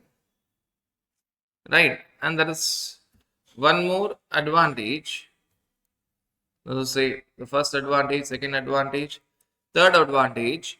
You are required to maintain stock details when you are talking about regular scheme. In your composition scheme, you are not required to maintain stock details. You are not required to maintain stock details. No stock details. No need to have stock details. And when you talk about your regular scheme, the rate can have compensation cess. It can be 28% plus compensation cess. Correct? What are the rates that we discussed? 0, 5, 12, 18, 28, 28% plus compensation cess, etc., etc. Correct? Correct. So that's a possibility of compensation cess. Here, whatever is the rate, whether the rate of the item is 0, 5, 12, 18, 28, 28 plus cess, forget about everything. You are going to pay 1, 5 or 6. So obviously compensation cess is ruled out. You're going to pay simplified rate. You're going to pay simplified. You ignore the actual rate of tax. Whatever is the actual rate of tax in here, supposing you're going to a general merchant shop where they're dealing with thousands of items, it is very, very difficult for him to find out what is the rate on which item. For them, this is very attractive. They'll either pay 1%, normally it is 1%, 5% is for restaurant, outdoor catering, so that is very special. 6% is special composition scheme, very special. So normally it is, so whatever is the rate, the item may have 0 or 5 or 12 or 18 or 28% or 28% plus compensation says etc etc etc. What are you going to pay under compensation scheme? 1 normally, 5 is restaurant outdoor catering and 6 is special compensation scheme. Are we clear with the advantages? These are all the advantages of compensation scheme. These are the differences but advantages. So we are seeing the differences as well as the advantages together. Likewise, there are certain disadvantages. There are certain disadvantages of composition scheme. So what we saw now were the advantages of composition scheme. What we are seeing now are the disadvantages of composition scheme. When you talk about your regular scheme, you're talking about your output tax, outward supply, sales, technically called as outward supply. What you will do? When you talk about your output tax, you are going to collect and pay, correct? You don't pay from your pocket. Basics of indirect taxation. You collect and pay to the government. You collect and pay to the government. You collect and pay to the government. Whether it is 5%, 12%, 18%, 28% or 28% plus compensation says you collect and pay to the government. But when you talk about your composition tax, you cannot collect from the customer. You have to pay from your pocket. Whatever percentage, normally it is 1, but it can be 5 or 6. You have to pay from your pocket. You have to pay from your pocket. You cannot collect from the customer. That 1%, 5% or 6%, 6%. That is the reason we call it as composition tax. I don't equate that 5% with normal 5% because this 5% you cannot collect it. You cannot collect it. You have to pay from your pocket. You have to pay from your pocket. This is disadvantage of composition scheme. This is one of the disadvantage of composition scheme. The other disadvantage is on your purchases, inward supply. On your inward supply, you can claim input tax credit if you are under regular scheme. That's the beauty of indirect taxation, GST, correct? Cascading or no cascading? In GST, cascading or no cascading? You can take the credit on your inward supply, that is purchases. Therefore, your cost increases or decreases? Cost increases or decreases? If you can take the credit, your cost decreases. Your cost decreases. Now, under your composition scheme, you cannot take input tax credit. On your purchases, you cannot take any ITC. It gets added to your cost. It gets added to your cost. It is going to get added to your cost. Are you guys clear with this understanding? So for your composition scheme, it gets added to your cost. You cannot take input tax credit. You cannot avail your input tax credit, which means whatever items are being purchased by a composition scheme dealer, all the GST on the purchase invoices or the expenses invoices or the capital goods invoices, fixed assets invoices, it gets added to your cost. When your cost increases, price increases. Obviously, this composition tax, you can even not collect from the customer. Your composition tax increases. Your composition tax, but you cannot collect it from the customer. So these are the major disadvantages of your composition scheme. Major disadvantages. What are the major disadvantages? One is on outward supply, one is on inward supply. On your outward supply, can you collect and pay composition tax, or you have to pay from your pocket? You have to pay from your, it is against the principle of indirect taxation, correct? You have to pay from your pocket. Second, on your inward supply, can you take credit or no credit? Can you take credit or no credit? You cannot take credit. Again, it is against the principle of indirect taxation that you can take credit. So in composition scheme, government gives you something and takes away the important aspects. So it tells that you cannot collect tax, but you have to pay from your pocket. This is on your sales, outward supply. On your purchases, that is inward supply, You cannot claim input tax credit. You cannot claim input tax credit. These are the advantages versus disadvantages of your composition scheme. So this makes your job very simple when you are seeing various concepts of composition scheme. Very, very simple job. You are comparing regular scheme with composition scheme. Simultaneously know the advantages of composition scheme. You also know the disadvantages of composition scheme. There are other differences as well. But these are the differences we'll now walk through. These are the major points. Are they the only advantages and disadvantages? No. There are other differences as well. Like when you're talking about composition scheme, regular scheme dealer will give you tax invoice. But a composition scheme dealer will give you bill of supply. A normal person, regular scheme dealer will give you tax invoice. Regular scheme person will give you, regular scheme person, what are the rates of taxes which will be there? 0, 5, 12, 18, 28, 28 plus compensation says etc. etc. For 0%, he'll give bill of supply because there is no tax. 0% there is no tax, he'll give bill of supply. For all others, 5, 12, 18, 28, 28 plus etc. etc. where there is a tax, he'll give tax invoice. A composition scheme dealer always will give. Why? He cannot collect tax. Why? When he cannot collect tax, can he write that composition tax on his invoice? Though he is paying 1%, 5% or 6%, can he mention that on his bill of supply? No. So he has to mention, he has to give bill of supply, and on that bill of supply he'll write, I am a composition taxable person, I cannot collect tax. So on the bill of supply, whether there will be any tax? No. On the bill of supply, whether there will be any tax? A composition scheme dealer is going to pay 1, 5 or 6%, but he cannot collect any tax. And when he cannot collect any tax, what is the document that he'll give? He'll give bill of supply. He'll write on this particular bill of supply telling that I am a composition taxable person, I cannot collect tax. A regular scheme dealer will give what document? Normally tax invoice 5, 12, 18, 28, 28 plus compensation says etc. etc. But if it is 0%, why? Because there is no tax. A composition scheme dealer will always pay 1, 5 or 6, but he'll always give because he cannot collect tax. He cannot write tax on the invoice. He cannot collect tax means he cannot write tax on the bill of supply. Secondly, a composition taxable person should display on all the signboards, whether it has principal place of business, that is head office, or additional place of business, that is branches, godowns, etc.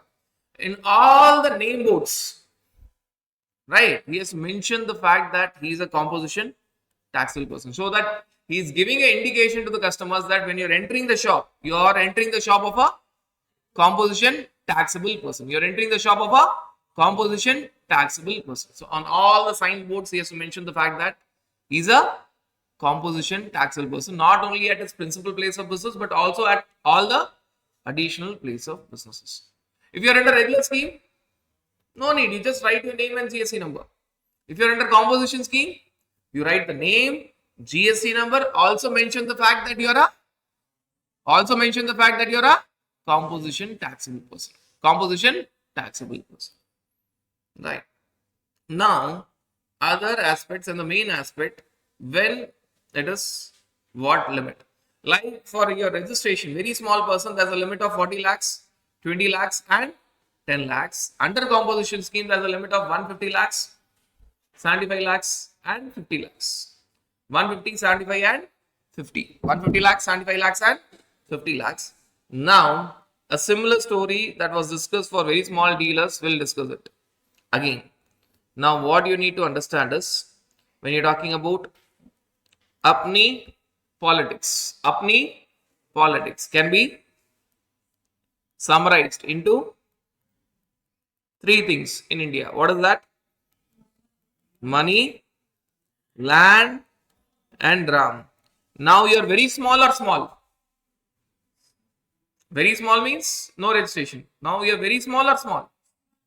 Now no more politics is time pass for you.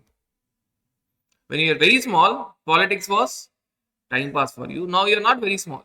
You are small. You have got the voting rights. So you are small. Now politics cannot be time pass for you. So here Telangana, Puducherry doesn't come. Here Telangana, Puducherry doesn't comes. And all the other states and union territory. All the other states and union territory. What about your composition scheme? It doesn't works very similar to your 40 lakhs, 20 lakhs, 10 lakhs, but it is more or less you can compare.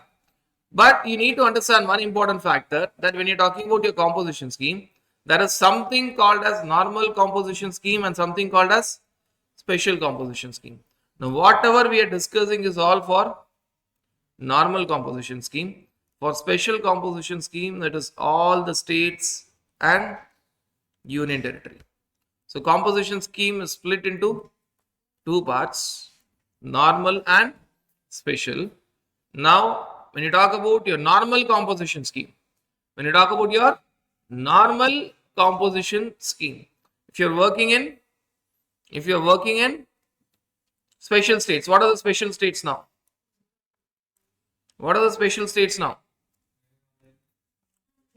Arunachal Pradesh. The AP stands for Arunachal Pradesh, northeastern state, right? All the states are northeastern states. Arunachal Pradesh, Sikkim, Uttarakhand, Meghalaya, Tripura, Manipur, Nagaland, Mizoram. Wait.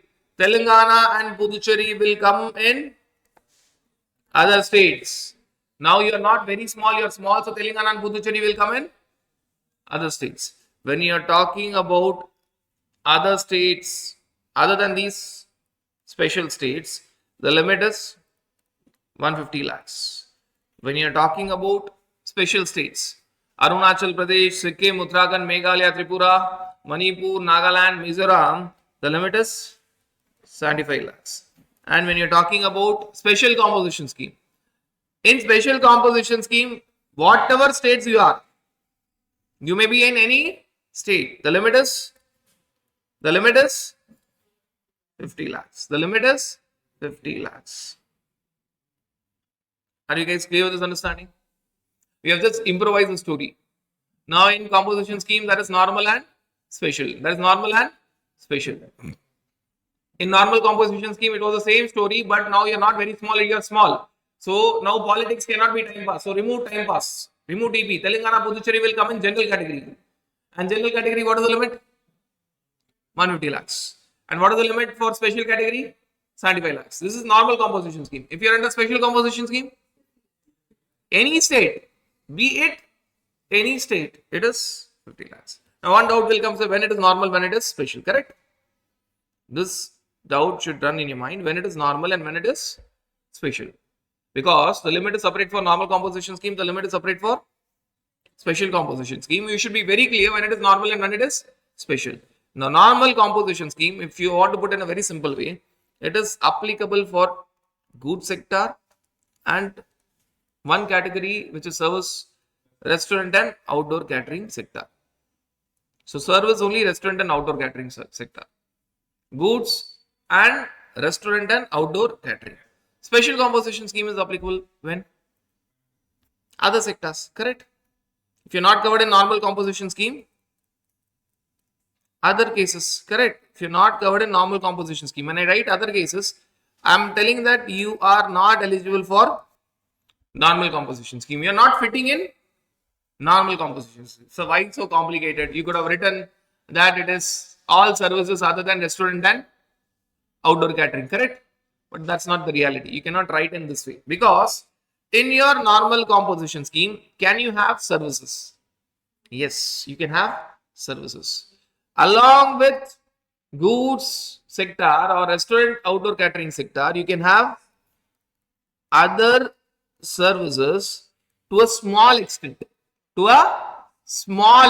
This should not be the main thing. What should be the main thing? Goods or restaurant outdoor catering. That should be your main thing. But you can have a small portion of other services. You can have a small portion of, which means along with goods, you can have small commission. Along with goods, you can provide some brand services. Right? You can have small service sector. Along with restaurant outdoor catering, you can have other small services. Other small technical services. You can have it, but there's a limit. What is that limit? That limit for other small services is 10% of previous year state turnover or 5 lakhs, whichever is not lower, whichever is higher. That other small services can be up to this amount. What is that other small services? How much you can have? 10% of, if your previous year state turnover is 7 lakhs. If your previous year state turnover is just 7 lakhs, very small amount. 70,000 or 5 lakhs, whichever is. If your previous year state turnover is, say, 80 lakhs. So 10% of previous year state turnover is what? 10% of 80 lakhs is 8 lakhs. Or whichever is, which means till this limit you can have service. In the previous example, 5 lakhs. In this example, 8 lakhs. Minimum 5 lakhs you can always have. Correct? When I tell whichever is higher, minimum 5 lakhs you can always have. You can have that service limit. If your service is crossing that amount, get outside normal composition scheme. You are not eligible for normal composition scheme, you will go for special composition scheme. You will go for special composition scheme. Are you guys clear with this understanding? Only when you are not eligible for normal composition scheme, you will think of special composition scheme. Now let us take random states, what you are doing, and see whether you are able to capture the limit.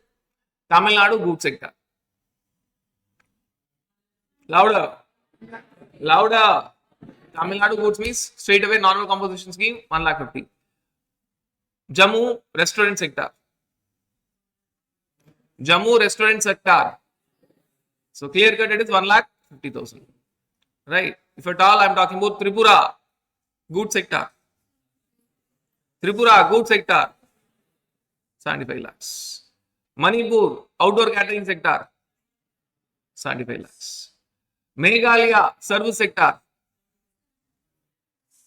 Meghalaya only service. When I tell service other than restaurant outdoor catering. Louder. Louder. Now you change your answer 50 lakhs. Maharashtra only service. Maharashtra only service. Quickly evaluate it. I have answers in front of you. So Maharashtra only service. Goa only service. Goa only service. Bihar goods and restaurant outdoor catering sector. Goods is there, also restaurant is there.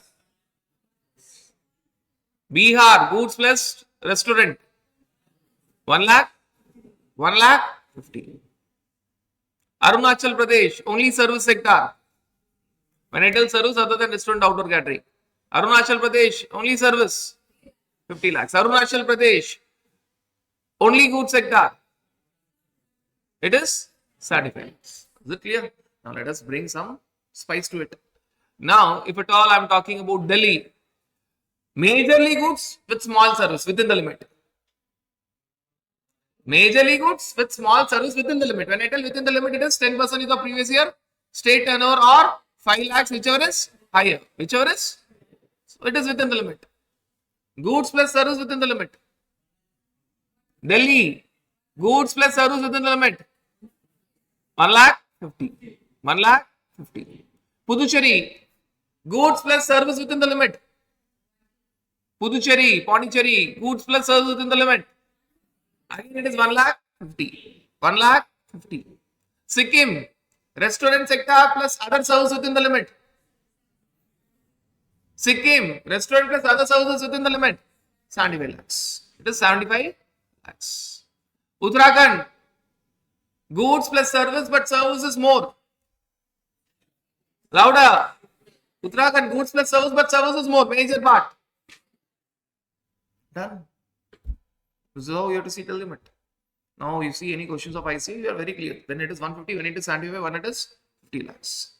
If you are not eligible for compositions, normal composition scheme, you will go for special composition scheme. Normal composition scheme is discussed in section 10.1, 10.2 and special composition scheme is discussed in section 10, subsection 2A. Right. So it is very clear to know when it is 150, when it is 75 and when it is 50. If you have a clear-cut story in your mind, then you put everything in one part rather than by hearting. This chart will tell you all the points. when it is 150, when it is 70, and when it is 50 lakhs. Whether there can be any fight between 150 lakhs and 50 lakhs? If I now, till now, it was all one state. If I bring two states, can there be any fight between 150 lakhs, 50 lakhs? Or 75 lakhs, 50 lakhs? No. 50 lakhs means it is only 50 lakhs. If you're not eligible for normal composition scheme, you have to go for special composition scheme. In special composition scheme, all the states will always have. So there cannot be a fight between 150 lakhs, 50 lakhs, or 75 lakhs, 50 lakhs. But can there be a fight between 150 lakhs and 75 lakhs? Yes. You can work in two states, Tamil Nadu and Tripura. Tamil Nadu and Tripura. Both goods. Louder. So when you are having higher limit and lower limit, you'll go for. And here, no coming back and all, nothing, no nonsense. So if it is 150 lakhs, 75 lakhs, answer is. So if you are working in Tamil Nadu, Tripura, good sector, what will be answer? So it is 150 lakhs for Tamil Nadu, 75 lakhs for Tripura. What will you select? That's it. Pan India. So you'll select 75 lakhs and you'll evaluate. All these limits are aggregate turnover, which means it is Pan India or state wise. Pan India. You're talking about Pan India aggregate turnover. Pan India aggregate turnover. Are you guys clear with this understanding? Are you guys clear with this understanding? So this is all about the limit. There cannot be a fight between 150 and 50 because both cannot coexist. There cannot be a fight between 75 and 50 because both cannot coexist. Right? It can be only 150 and 75 lakhs. And whenever there is a fight between 150 lakhs and 75 lakhs, who will win? There's no going up again. You cannot tell that, sir, whether it will come back. No. If it is 150, 75, answer is always 75. Full stop. Answer is always 75 lakhs. Are you guys clear with this understanding? So this is all about the limit of 150, 75 lakhs and 50 lakhs. 150, 75 lakhs and your 50 lakhs. About your composition scheme. I repeat, you will think of special composition scheme only if you're not eligible for. So first step is always normal composition scheme. If you see that you're not fitting that, you come out of it, you will go for. So can you think directly of special composition scheme? No. First you will evaluate 150 lakhs, 75 lakhs. If you see that you're not fitting that, then you have to go for 50 lakhs. If you see that you're not fitting that also, what is the answer? Regular scheme. Go to not fitting in normal composition scheme. If you're not even fitting in special composition scheme, please go to regular scheme. Please go to regular scheme. Are you guys clear with it? And it is highly possible. Supposing you're dealing with goods sector and service sector, but service is major. What will be the limit? If you're dealing with goods and service, but service is major. Louder. It is 50 lakhs, special composition scheme. But you see your turnover is more than 50 lakhs. Your turnover is supposing 80 lakhs. But it is more than. You're there in Tamil Nadu. I'll make it very simple. You're there in Tamil Nadu. You're dealing with goods and services. Services more than the limit. This is called as inner limit. More than the limit. More than the limit. Inner limit. That is 10% of previous year state turnover or 5 lakhs, whichever is higher. So in Tamil Nadu, you're dealing with goods and services, but services more than limit. Services is major. Right? Can you think of 150 lakhs, 75 lakhs? No. You can think only of special composition scheme. What is the limit there? But if you see your turnover is 75 lakhs, you cannot even think of, you are ruled out of normal composition scheme. You cannot even fit under special composition scheme. Please go to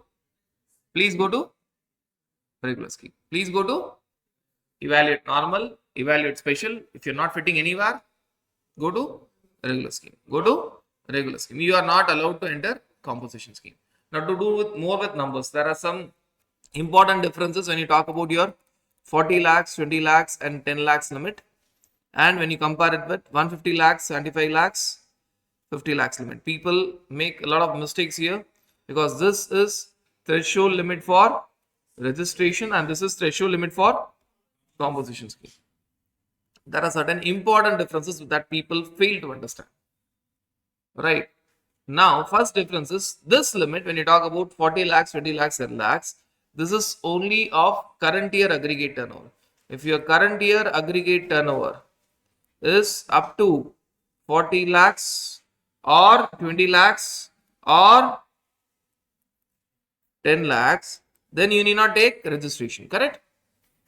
If your current year aggregate turnover is up to 40 lakhs, 20 lakhs, 10 lakhs, then you need not take registration. But You don't see previous year turnover and all. You see current year. You see the existing year. Aggregate turnover. Here, if your previous year aggregate turnover is less than 150 lakhs, 75 lakhs, 50 lakhs, then you can enter composition scheme. Your entry is there inside composition scheme. Plus, you have to also ensure that if your current year aggregate turnover crosses 150 lakhs, 75 lakhs, 50 lakhs, you have to exit composition scheme. Both are important. For entry point, you will see the previous year aggregator. Can I enter inside composition scheme? For that, you have to check previous year aggregate turnover up to 150 lakhs, 75 lakhs or 50 lakhs. If it is that, please enter composition scheme. If it is more than that, you cannot even think of compositions. That is the entry point. For entry point, you will always check previous year aggregate turnover. Now we are inside composition scheme. Assume that you are inside composition scheme because your previous year aggregate turnover was within the limit. When you are inside composition scheme, you cannot be inside composition scheme throughout the year. Supposing we are talking about normal composition scheme 150 lakhs. Just think of it. My previous year aggregate turnover is 100 lakhs. Can I enter? Limit is Tamil Nadu goods. Tamil Nadu goods means what is the limit? Tamil Nadu goods is what is the limit? 150 lakhs. My previous year turnover is 100 lakhs. Can I enter composition scheme? Yes. My previous year turnover is up to 150 lakhs. I can enter normal composition. I can enter it. I can enter. If my previous year turnover itself is 2 crores, 200 lakhs. I cannot even enter. So if I have to check my previous year turnover, if it is up to 150 lakhs, in the first example it was 100 lakhs. Can I enter? Yes. Once I enter, it doesn't mean that I'll be inside composition scheme forever. My current year aggregate turnover crosses 150 lakhs. My current year aggregate turnover say 170 lakhs. Will I be inside composition scheme forever? No.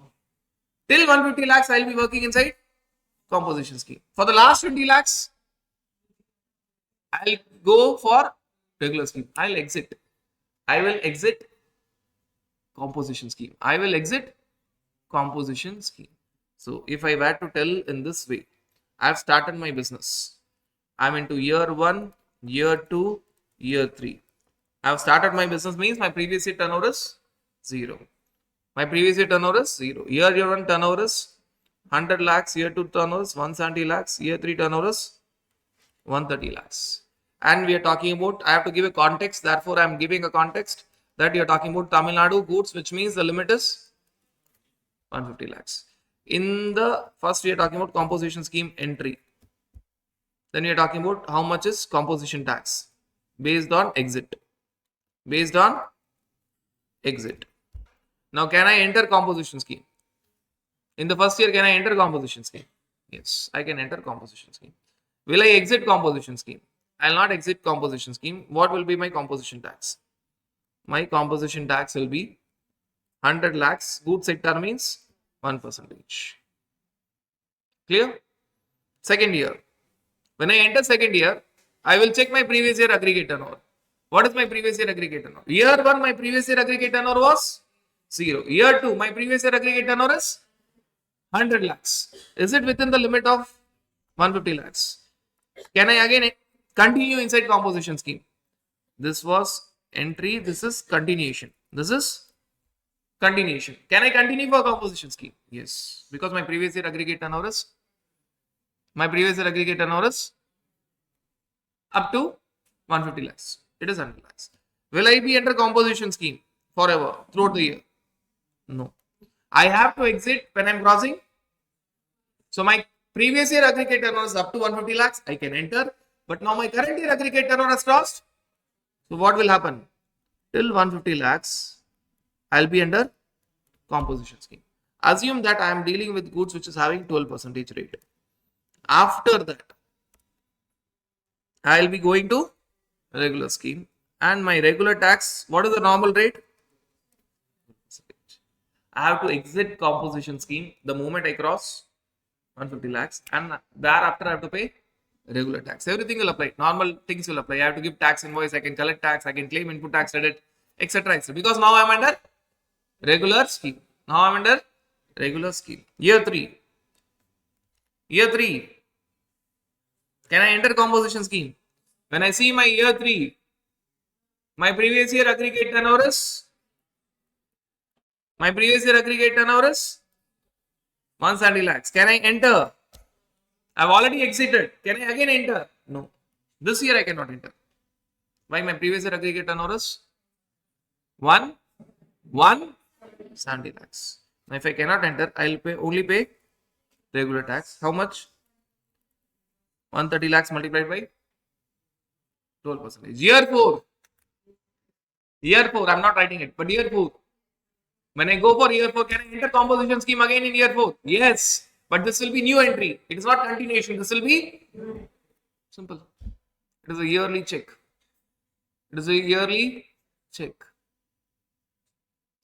Right. Now, people actually confuse that what is this previous year 150 lakhs, 75 lakhs, 50 lakhs. It is all entry. It's only to check whether you're allowed or not, whether you're welcome or not. Whether you're welcome inside this class or not is based on this entry. For continuation, there is some condition. Actually, you are going to pay only based on current year turnover. So, current year, you will see exit point as well as payment. So, if you see current year, this previous year, entry was always based on previous year aggregate turnover. Your continuation was always based on current year aggregate turnover. Current year aggregate turnover. Are you guys clear with this understanding? So that is an important part. Now you understand in composition scheme that is both previous year aggregate turnover, but that is not for your exit and payment. It is only for entry. Then current year aggregate turnover is mainly relevant for your exit. It's mainly relevant for your exit. Now, second important point, that when you're talking about your registration limit, 40 lakhs, 20 lakhs, and 10 lakhs, and this is relevant only till you get the registration. This is a yearly affair. This is only till you are registered. Once you are registered, your limit of 40 lakhs, 20 lakhs, 10 lakhs is not at all relevant. Even assume that you are not crossed the limit of 40 lakhs, 20 lakhs, 10 lakhs. If you've taken registration, payment is must. Forget about 40 lakhs, 20 lakhs, and 10 lakhs. Supposing my turnover is only 2 lakhs. For some reason, I have taken payment is must. Then forget about 40 lakhs, 20 lakhs, 10 lakhs. Once registration, delete from your mind 40 lakhs, 20 lakhs, 10 lakhs. This 40 lakhs, 20 lakhs, 10 lakhs is only for your registration. If at all you have registered at that point of time or even before that point of time, forget about 40, 20, 10. Continue making the payment, and you are not going to do this every year.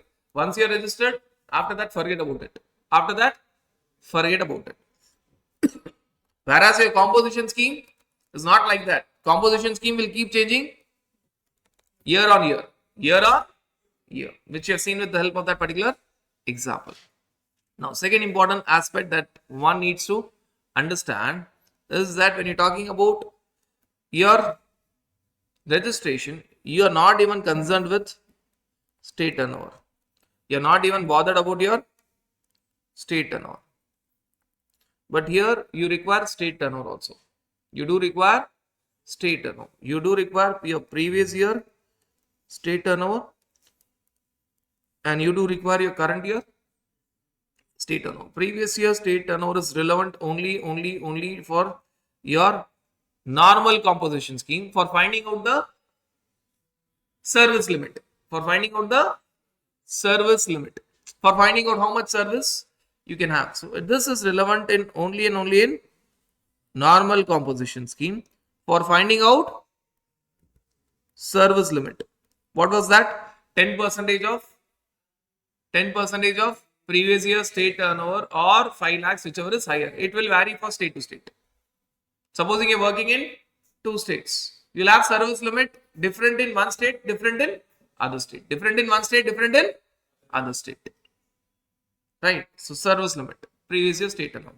And current year state turnover is required for everything. Current year state turnover is required for normal composition scheme as well as special composition scheme for payment purposes. Whenever you're going to make the payment, it is based on current year state turnover.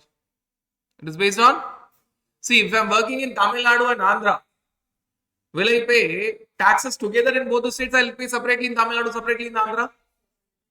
Separately in Tamil Nadu, separately in Andhra. Supposing in a particular quarter, because I'm going to pay on quarterly basis. Because I'm going to pay on in a particular quarter, in Tamil Nadu, the turnover is 10 lakhs and in Andhra, the turnover is 5 lakhs. I'm dealing with goods. What I'll do? In Tamil Nadu, I'll pay 10 lakhs multiplied by 1%. 10 lakhs multiplied by 1% composition tax. In Andhra, I'll pay 5 lakhs multiplied by 1% composition tax. You're getting that? So that is state turnover. When you're making the payment, it is state turnover. When you're checking entry and exit, I'll add both Tamil Nadu and Andhra. For checking, can I enter, will I exit? When I'm checking my entry point and exit point, I'll not see Tamil Nadu separately, I'll not see Andhra separately. I'll scrub it. What is my pan India turnover in previous year? I'll not see Tamil Nadu separately, I'll not see Andhra separately. I'll come add both and see whether I'm within 150 lakhs, 35 lakhs, 50 lakhs. When I'm checking my exit, should I leave composition scheme? I'll not see Tamil Nadu separately, I'll not see Andhra separately. I'll see current year aggregate turnover together to see whether I have to exit or not. For entry and exit, I'll see aggregate turnover. I'll see Tamil Nadu and Andhra together. Tamil Nadu and Andhra together. But when I'm talking about payment, whether this payment is always on quarterly basis. So this will not be worked on yearly basis. This payment is always on. So that will be worked for 4 quarters, correct?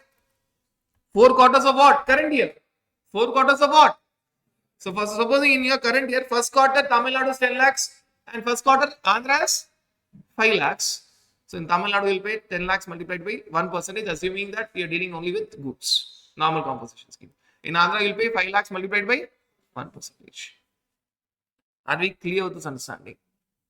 Are we guys clear with this understanding? Actually, if you see in composition scheme, you do use previous year aggregate turnover, current year aggregate turnover for checking the entry and the exit. Entry is based on previous year pan India turnover. Exit is based on current year pan India turnover. There you check 150 lakhs, 75 lakhs, 50 lakhs and decide whether you can enter and decide whether you have to exit. This is not one state, it is pan India aggregate turnover. You also use state turnover and you also use both previous year state turnover and previous year state turnover to find how much service you can have under normal composition scheme. Normal composition scheme, what is the point? Will you deal only with goods, restaurant, outdoor catering, or can you have even services? In normal composition scheme, your main element should be goods or restaurant, outdoor catering, but you'll have small portion of, what is that small portion of other services? You have to decide a limit, how much service you can have. When you have to decide a limit, you should have a formula. What is that formula? 10% of. So in Tamil Nadu, I'll have one service limit. Supposing my previous year turnover in Tamil Nadu is 70 lakhs and in Andhra is 60 lakhs. Tamil Nadu it is 70 lakhs, in Andhra it is 60 lakhs. What is my pan India turnover? 130 lakhs. Assuming that I am dealing with the goods, it is within the limit of 150 lakhs. Within the limit of, what is my aggregate turnover in previous year? 70 plus 60 lakhs, 130 lakhs, which is within the limit of, why? I have selected Tamil Nadu and Andhra. I am dealing with goods. So what is my limit? Tamil Nadu, Andhra goods. Tamil Nadu, Andhra goods. Tamil Nadu, Andhra goods. 150 lakhs. Is that clear? Both are normal states, 150 lakhs. What is my previous year aggregate turnover? 75 lakhs, 70 lakhs and 60 lakhs, 130 lakhs. Am I within the limit? Can I enter composition scheme? When I am entering composition scheme, I will enter in Tamil Nadu as well as Andhra. Correct? Now let us only focus on service. How much service I can have within Tamil Nadu?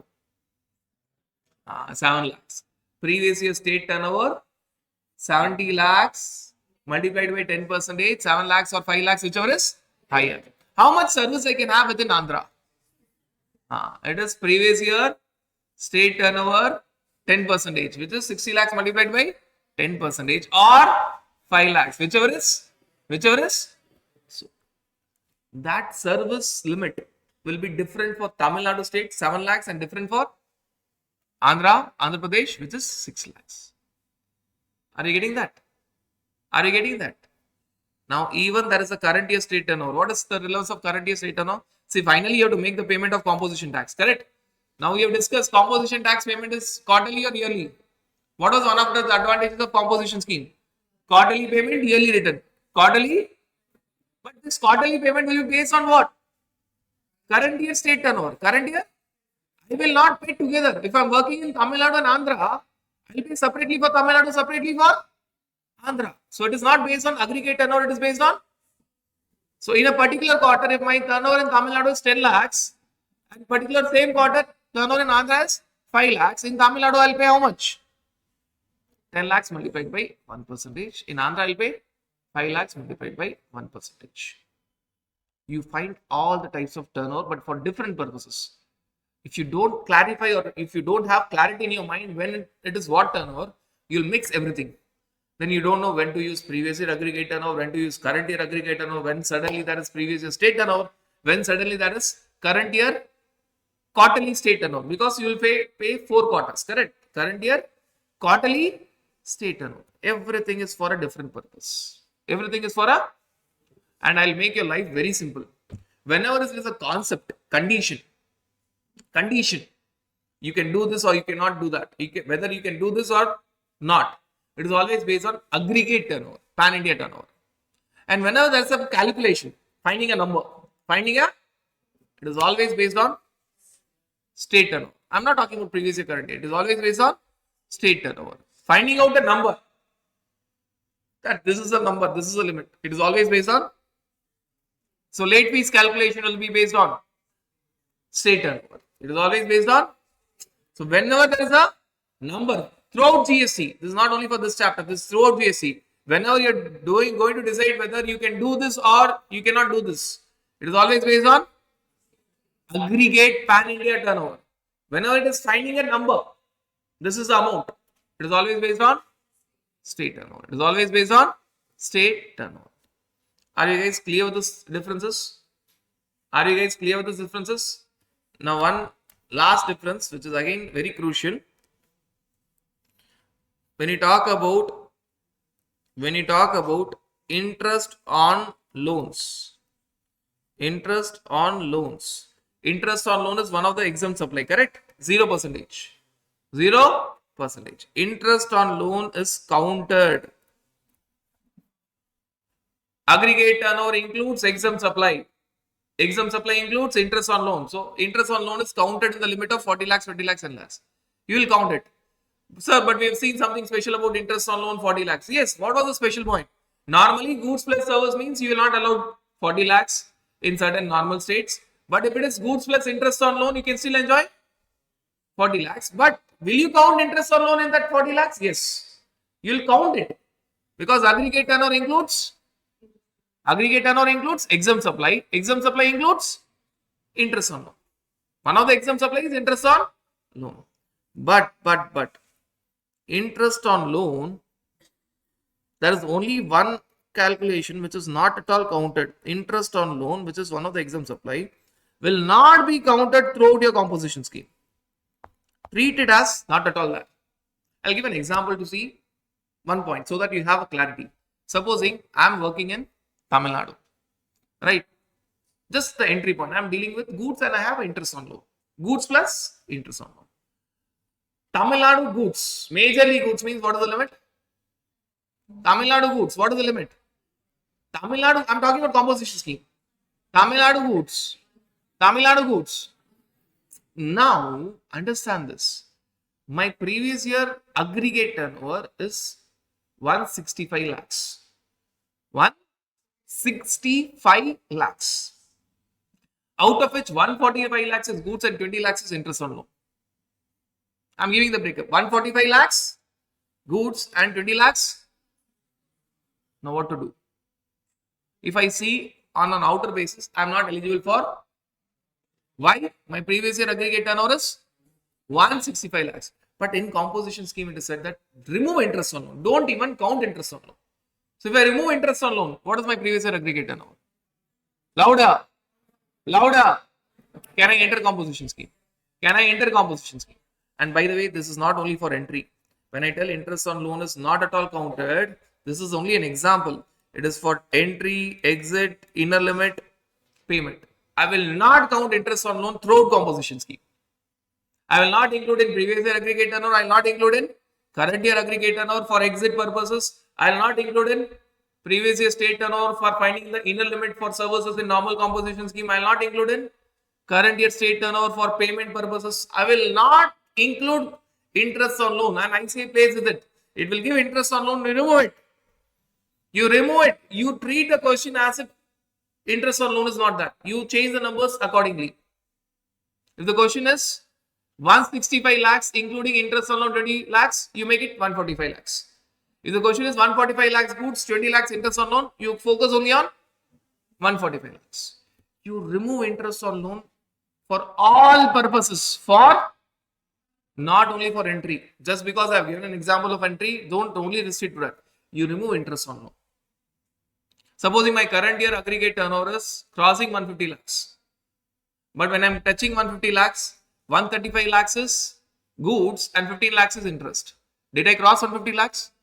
No, I did not cross 150 lakhs because when I touch 150 lakhs, 135 lakhs is goods, 15 lakhs is remove it. Still I have balance 15 lakhs for goods. You remove it. You remove from all purposes. You remove it for entry purposes, that is previous year aggregate turnover, exit purposes, that is current year aggregate turnover, inner limit of services, which is based on previous year state turnover, and payment purposes, which is based on current year state turnover, but payment will be on quarterly basis. So you remove from everywhere. You remove from everywhere. Now, these are all points important for calculation. Actually, what we are doing is, first we are seeing the calculation part of composition scheme. And we are done with the calculation part of composition scheme. So once you have a clarity, you'll never make a mistake. So yes, that is previous year aggregate turnover, current year aggregate turnover, previous year state turnover, current year state turnover. All the possible things which can be there are there within composition scheme, but all are having different purposes. Previous year aggregate turnover is the first thing that you'll check for entry. Can you go for it or not? Current year aggregate turnover is the last thing that you'll check, whether you are within composition scheme or you have to tell Tata bye-bye to composition scheme. Previous year state turnover, you will check somewhere in the beginning. After you enter, you will check how much service I can have, but that is allowed only when you are working in normal composition scheme. Current year state turnover, you will keep checking every quarter because you have to make payment every quarter. You have to make payment every quarter. And this interest on loan, normally it is part of aggregate turnover. It is part of aggregate turnover. But for composition scheme, you will not count interest on loan. You will not even count interest on loan. You remove that from everywhere. You remove it from previous year aggregate turnover, entry purposes, current year aggregate turnover, exit purposes, previous year state turnover, limit for services in normal composition scheme, and current year state turnover relevant for quarterly payment. Remove from all the questions. If the question is giving you, say for example we have seen for entry and exit. I'll give one more example for payment. Current year state turnover, first quarter state, first quarter current year. Now I'm not talking about the entire current year, first quarter. In Tamil Nadu, there is a turnover of 2 lakhs. 10 lakhs goods, 2 lakhs interest. 10 lakhs goods and 2 lakhs interest on loan. You will pay composition tax how much? You will pay only 10 lakhs multiplied by, not that. You remove from everywhere. You remove from everywhere. Are you guys clear with this understanding? So this is very, very crucial, very, very important. Now, once you know all these things, believe me, ICF never asks all such questions where it combines everything. But when it combines everything, if you don't know these points, you can never crack the question. Think of the toughest question that ICA can ask. And if you don't have clarity with all these points, I bet not even 1 out of 100 students will get a right answer. Because you don't have clarity when to use what. But once you have a clarity, you are expecting ICA to ask the toughest question. Yes, now you give multiple states. I know multiple states, how to work out. I have some clarity of when, what is relevant. You will go step by step. Because you have a clarity in your mind that there are 4 types of turnover. Previous year aggregate turnover, current year aggregate turnover, previous year state turnover and current year. And everything has a different objective. One is for entry, one is for exit, one is for inner limit of services, and one is for your payment purposes. So that clarity you'll have. Now, final thing which is required for your calculation, number purposes, calculation part of your composition scheme. One was your numbers. When is what limit, whether you will enter or not. One is the rate of tax. What are the types of rates of tax in your composition scheme? Normal composition scheme, special composition scheme. Now, in normal composition scheme, you talk about goods, you talk about restaurant, outdoor catering services. And in special composition scheme, I will not write services, I will write other cases. If you are not covered in normal composition scheme, because it can be services with goods also. Services being the major portion. Services being the major portion. Now, when you are dealing with goods, you can be a trader or you can be a manufacturer. Right. Now, what is the rate of tax that you are going to pay? For goods sector, till now, what was understanding? Louder. Goods sector, normal composition scheme. Goods sector, normal composition scheme. 1%, 1%. Be it trader, be it manufacturer. Restaurant, outdoor catering sector. Special composition scheme. Clear? Clear? And when I tell goods, it can have other, so the same rate will apply. Correct? When I tell restaurant sector, you can have restaurant with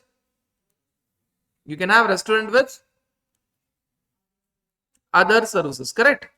But within the limit. Correct? That other services will be within the limit. So if you are dealing with goods with minimum service, the rate is still 1%. If you are dealing with restaurant with minimum other services, the rate is still 5%.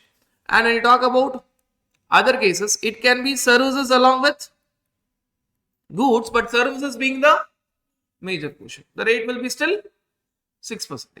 The rate will be still 6% because people confuse. Services means always 6%. No, it is not like that.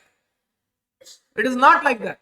Goods means always 1%. No, it is not like that. It is majorly service, but goods small portion you are working under special composition scheme. It is 6% for the entire turnover. You don't segregate that goods and services. It can be otherwise also. Goods with minimum small services within small limit, within the inner limit. It will be 1%. Restaurant, outdoor catering with services within the limit. It will be 5%. Not only on restaurant but also on small services. If it is goods with services in small portion, 1% is not only on goods but also on the small portion of services. And it can be special composition scheme where you have services majorly, so small portion goods also. It will be 6%, not only on services but also on the small portion of. ICAI has never asked it in your study material or RTP or MTP or examination. That doesn't mean question cannot come. You can get all these questions. Then you will be confused which rate to apply. Clear? But one small change, when you talk about 1%, when you're talking about a trader, 1% is only on taxable supply. If it is exempt supply, you will not pay. If you're a manufacturer, 1% is on taxable supply plus exempt supply. If you are a restaurant, outdoor catering sector, 1%, 5% on taxable supply plus exempt supply. If you are under service sector, 6% on taxable supply plus. So, trader for the purpose of only payment will pay only on taxable supply. Supposing, I will give a very simple example. In a current quarter, I am only dealing with goods. Assume that Tamil Nadu goods. So that mind is very clear, 150 lakhs. Tamil Nadu goods. When that is the scenario, in one quarter, payment means I will talk about quarter. Payment means I will talk about a quarter. I am having a turnover of 20 lakhs. How much? 15 lakhs taxable supply, 5 lakhs exempt supply. 15 lakhs taxable supply and 5 lakhs exempt supply. Now what will happen? So in a particular quarter, I have 15 lakhs taxable supply, 5 lakhs exempt supply. This is only for payment purposes. So therefore I am writing quarter of which year? Quarter of current year or previous year? Quarter of current year. Now if at all I am a manufacturer and if I am a trader, what will be the difference? If I am a manufacturer, I'll pay 20 lakhs multiplied by 1%. If I'm a trader, I'll pay 15 lakhs multiplied by 1%. The difference is, if I'm a trader, I'll pay only on taxable supply. You got that? And this benefit for a trader is only for the purpose of payment, not for entry and exit. Do not conclude that if you're a trader of goods, you will not count exempt supply. No, you will count exempt supply when it is previous year aggregate turnover, current year aggregate turnover for entry and exit purposes respectively. You'll also count this exempt supply when it is finding out the inner service limit. 10% of previous year state turnover, 5 lakhs, whichever is higher. You will not count exempt supply only for the purpose of payment. So do not have a wrong assumption that trader you will not count exempt supply. Trader you will not count exempt supply only for the purposes of payment. Exempt supply will not be counted. Exempt supply will not be counted. Because understand that whether it is aggregate turnover or state turnover, both includes exempt supply. Both includes exempt supply. Both includes. So when this exempt supply is not being counted,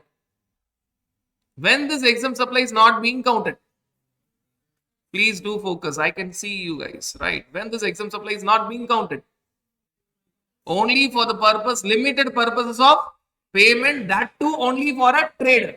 So don't have a wrong assumption that for trader, we will not count exempt supply throughout composition scheme. No, you count exempt supply throughout composition scheme. You check at the time of entry, aggregate turnover previous year, you count exempt supply. Aggregate turnover current year, exit, you count exempt supply. Inner limit for services, normal composition scheme, which is based on previous year state turnover, you count exempt supply. Only one place where you don't count exempt supply. See, there's a difference. People confuse this with interest on loan. Interest on loan is only one of the exempt supply. Because if I don't tell this, your mind is still stuck at interest on loan. I do know it. From experience, I do know. Your mind is still stuck at, so we have already seen it. No. There are hundreds and hundreds of exempt supply, out of which one of the exempt supply is interest on loan. That interest on loan is not counted anywhere in composition scheme. And that is not counted anywhere in composition scheme for all the persons. Be it a trader, be it a manufacturer, be it a restaurant, outdoor catering, or be it special composition scheme. Correct? So that is not counted anywhere in composition scheme for all the persons. We are not talking about interest on loan now. Because interest on loan is anyways not counted anywhere inside composition scheme for any person. Interest on loan not counted in composition scheme for all types of turnover, for all types of persons. For all types of turnover, for all types of persons. But that is only one small example of exempt supply. Now we are not talking about interest on loan, we are talking about other exempt supplies. I can be a trader within small shop, I have hundreds of items. Few items are at 5%, few are at 12, few are at 18, etc. We are talking about the other exempt supplies. We are not even talking about interest on loan, is already discussed. We are talking about other exempt supplies. Other exempt supplies is not counted only for a trader, that too only for payment. That too only for, you look at this way, interest on loan is also exempt supply. Not counted for every type of persons throughout composition scheme, for every types of turnover, for every types of, but this exempt supply what we are discussing is not counted only for a trader, that too only when you are calculating the payment. See, this extra caution in all these wordings is to remove your doubts from your mind and to make sure that when questions are asked, you don't mix and make a khichdi. Otherwise, for sure, if this is not being said, you will make a khichdi out of it and you don't know when to use what. What we have done is make sure that, yes, there is a khichdi which is in front of you. You know what all ingredients are there at what point of time. So that clarity you do have. So what are the rates? Now it's very clear. What are the rates is now very clear. So right from the beginning, we are discussing 1, 5, 6. Correct? Now you clearly know when it is 1, when it is 5, when it is 6. Then why to differentiate trader and manufacturer? 2 reasons. Actually, the rate for a manufacturer, the highest rate possible for a Manufacturer is, but as of now, notified rate is, for a trader it is 1. For a manufacturer it is 2% maximum rate, but notified rate is first difference. Second difference, for a trader it is 1% only on taxable supply, but for a manufacturer it is 1% on taxable plus exempt supply. Throughout your GST law, you don't differentiate a trader and a manufacturer. The only place where you differentiate trader and manufacturer is composition scheme, and there are two differences. What are the two differences? One is rate. Trader is simple one. Manufacturer is maximum 2. Notified is 1. For your exam, it is 1. Trader will pay 1% on taxable supply only, not on exempt supply. Manufacturer will pay 1% on, which you have understood with this example. That is everything about your calculation part. Everything about your calculation part. There's one more area where you will focus on manufacturer trader, that we'll see. So there are two differences which you have seen. One more difference we'll be seeing now. Now everything about your composition scheme, the entire calculation part. If I were to put a tick mark for what all we have discussed, this entire last page, all the complicated portions we have completed. We have discussed this initial page, we have completed. The second page of this chapter, major portion. Small theoretical portion, conceptual portion is left out. That small portion we are trying to focus on. That small area is left out. Now what is that small area? Other conditions. What is the condition for you to enter composition scheme? Previous year conditions, current year restrictions. Tell me what all you have discussed with previous year conditions and current year restrictions. Previous year conditions and current year restrictions. If you want to enter inside composition scheme, your previous year aggregate turnover should be up to 150 lakhs, 75 lakhs, 50 lakhs. Current year restriction, your current year aggregate turnover should be up to 150 lakhs, 75 lakhs, 50 lakhs. Otherwise, you will exit. Previous year is all about entry. Current year is all about exit. So rather, if I'm writing exit, I'll write in positive language. If it crosses 150 lakhs, 75 lakhs, 50 lakhs, you will exit. Right. Now, in previous year, there is only one more aspect which is to be touched. That in your previous year, you should not manufacture notified goods. You should not manufacture notified goods. And what are the notified goods? Pan masala, tobacco, ice cream, building materials. One more extra point, aerated water. So here there is an extra point which is coming. Aerated water. So this items we have already seen elsewhere. 40 lakhs. If you're dealing with pan masala, tobacco, ice cream, building material, you can go for 20 lakhs, 10 lakhs, but you cannot go for. But here, you cannot even enter composition scheme. There's one more difference. One, that aerated water was not there. Here, there is aerated water. There's one more difference. Here, they were talking about trader as well as manufacturer. Here, they are only talking about manufacturer. So, two differences.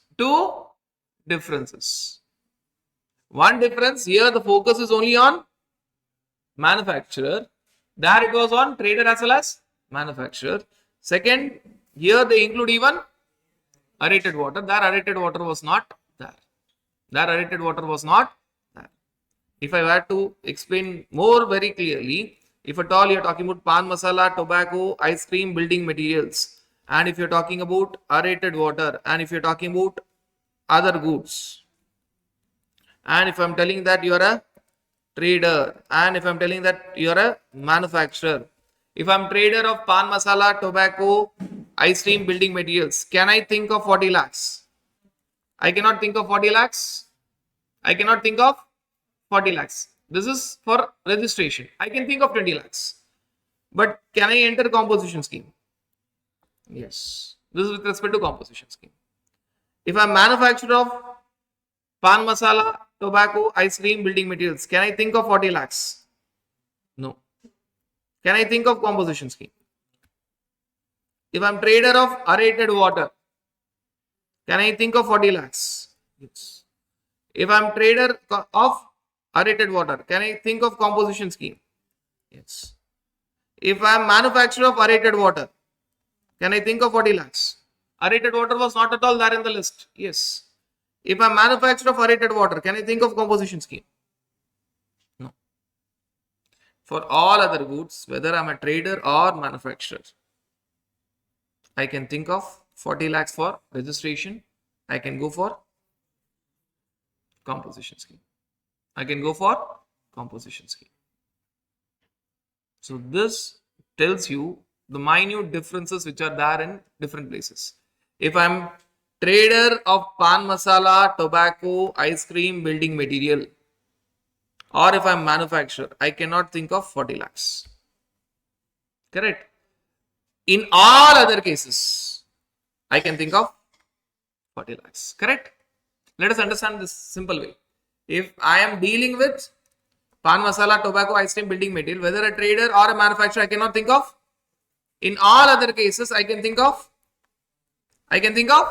40 lakhs. If I am manufacturing pan masala, tobacco, ice cream, building materials, or aerated water, I cannot think of composition scheme. I cannot think of. Only I am manufacturing pan masala, tobacco, ice cream, building material, or aerated water, I cannot think of composition scheme. Only for a manufacturer, all these items. In all other cases, I can think of composition scheme. In all other cases, I can think of composition scheme. Now, there is a current year restriction also in this case, that in current year, if I manufacture notified goods, pan masala, tobacco, ice cream, building materials, and aerated water, I'll be thrown outside. Exit. I have to exit composition scheme. So this is there in previous year for entry. For entry, I should not manufacture. Exit means if I manufacture, I'll exit. If I don't manufacture, I'll not exit. Clear? So previous year entry points are only 2. For entry, I have to check only 2 things. Whether my previous year aggregate turnover was up to 150 lakhs, 75 lakhs, 50 lakhs. Whether in previous year I was not manufacturing notified goods. If that is there, I can enter. Current year exit points are many.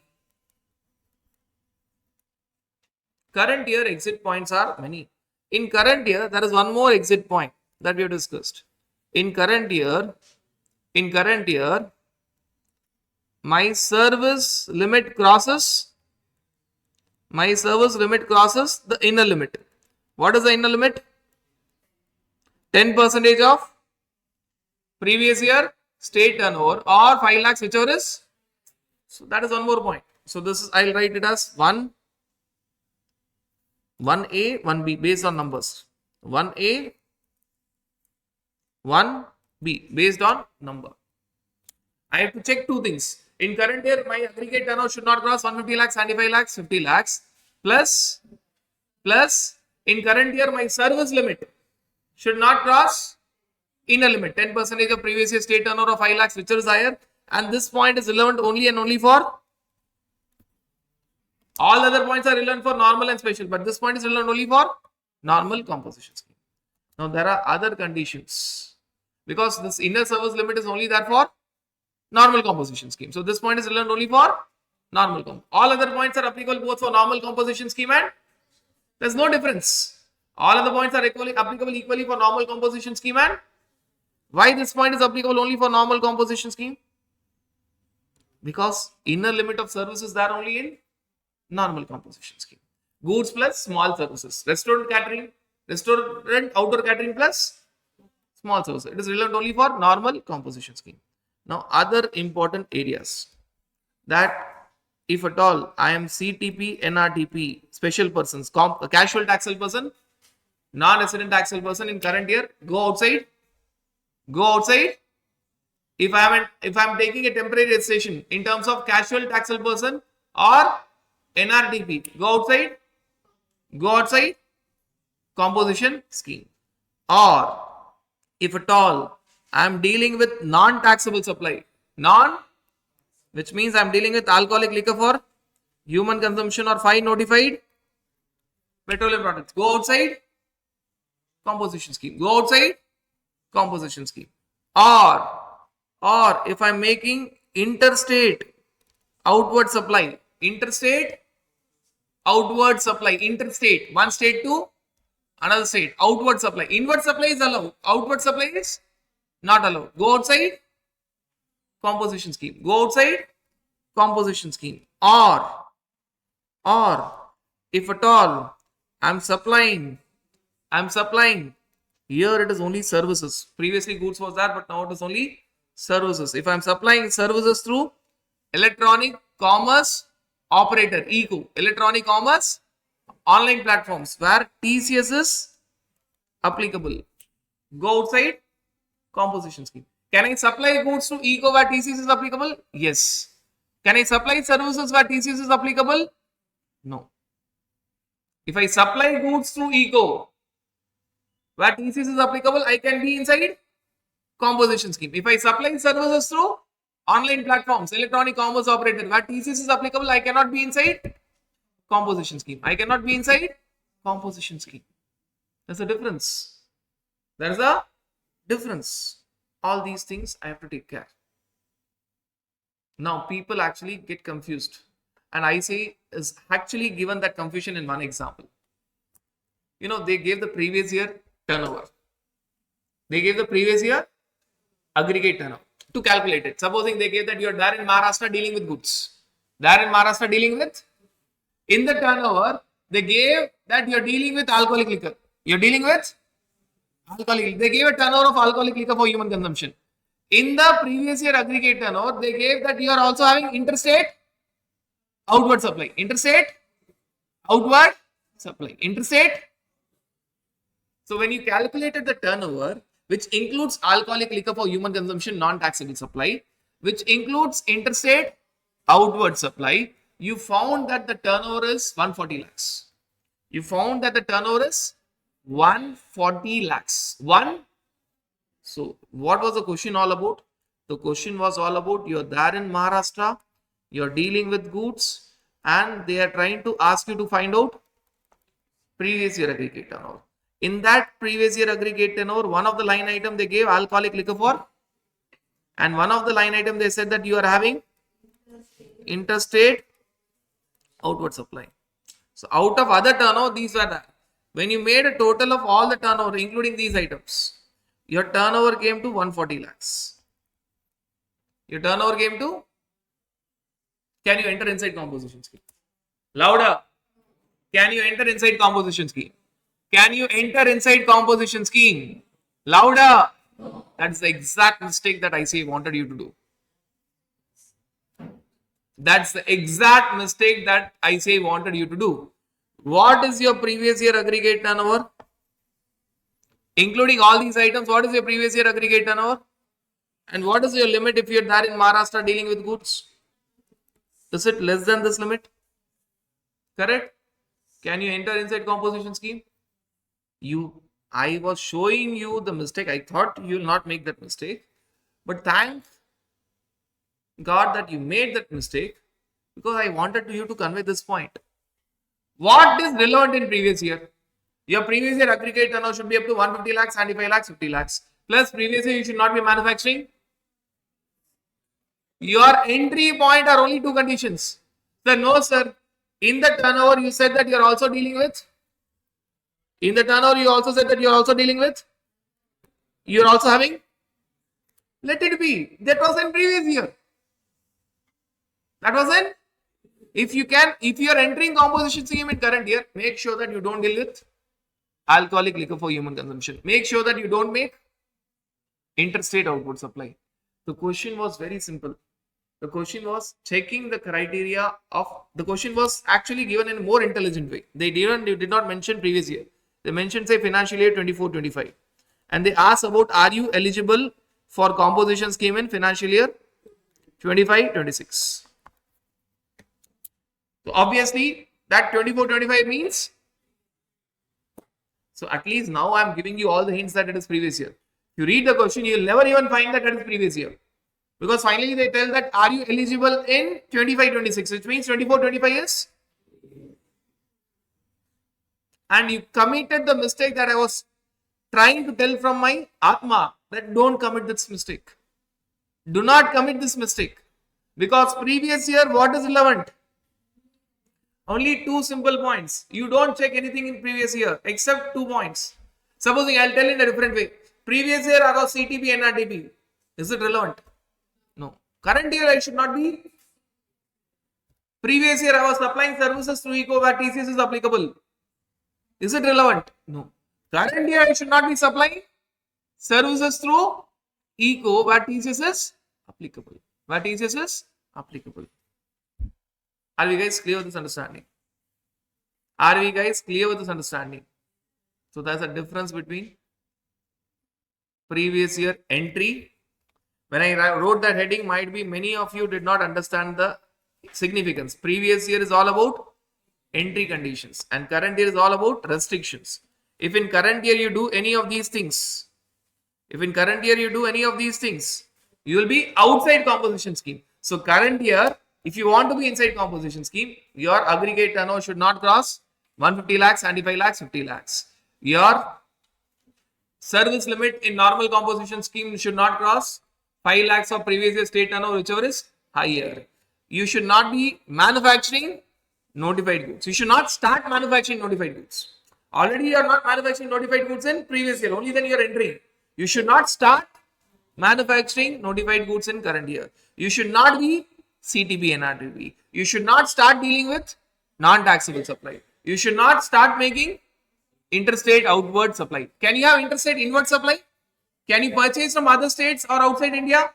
Can you import? Yes. Can you purchase from other state? Yes. Can you sell to other state? No. Can you export? No. You should not supply services through ECO where TCS is applicable. You should not do all these things in current year. If you start doing it, you are thrown outside composition scheme same time. So normally people think that I'll be thrown outside composition scheme only when I touch 150 lakhs, 75 lakhs, 50 lakhs. No.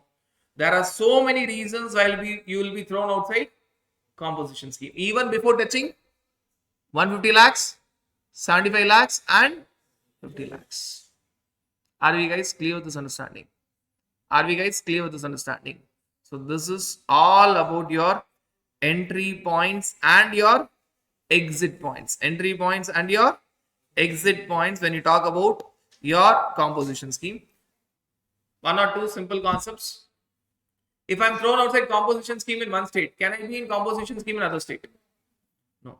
In one state, I cannot be in composition scheme. Other state, I cannot be in regular scheme. In all the states, I have to be under. Either in all the states, I have to be under composition scheme, or in all the states, I have to be under. That indirectly means that if I'm violating a condition in one state, supposing I'm working in 5 states, my manager in Maharashtra wrongfully started making interstate outward supply. Out of 5 states, 1 state is Maharashtra. That Maharashtra manager, for some reason, he made interstate. Am I removed only from Maharashtra or I am removed from all the states? I am removed from composition scheme in all the states. Why? One state, composition scheme. Other states, regular scheme. Not possible. Either in all the 5 states be under regular scheme, or in all the 5 states be under. What is the significance of this? If I am violating the condition in one state, I am thrown outside composition scheme from all the states. From all the states. Are you guys? Yes, please. Whether turnover is pan India or state wise. When you're talking about turnover, is it pan India or state wise?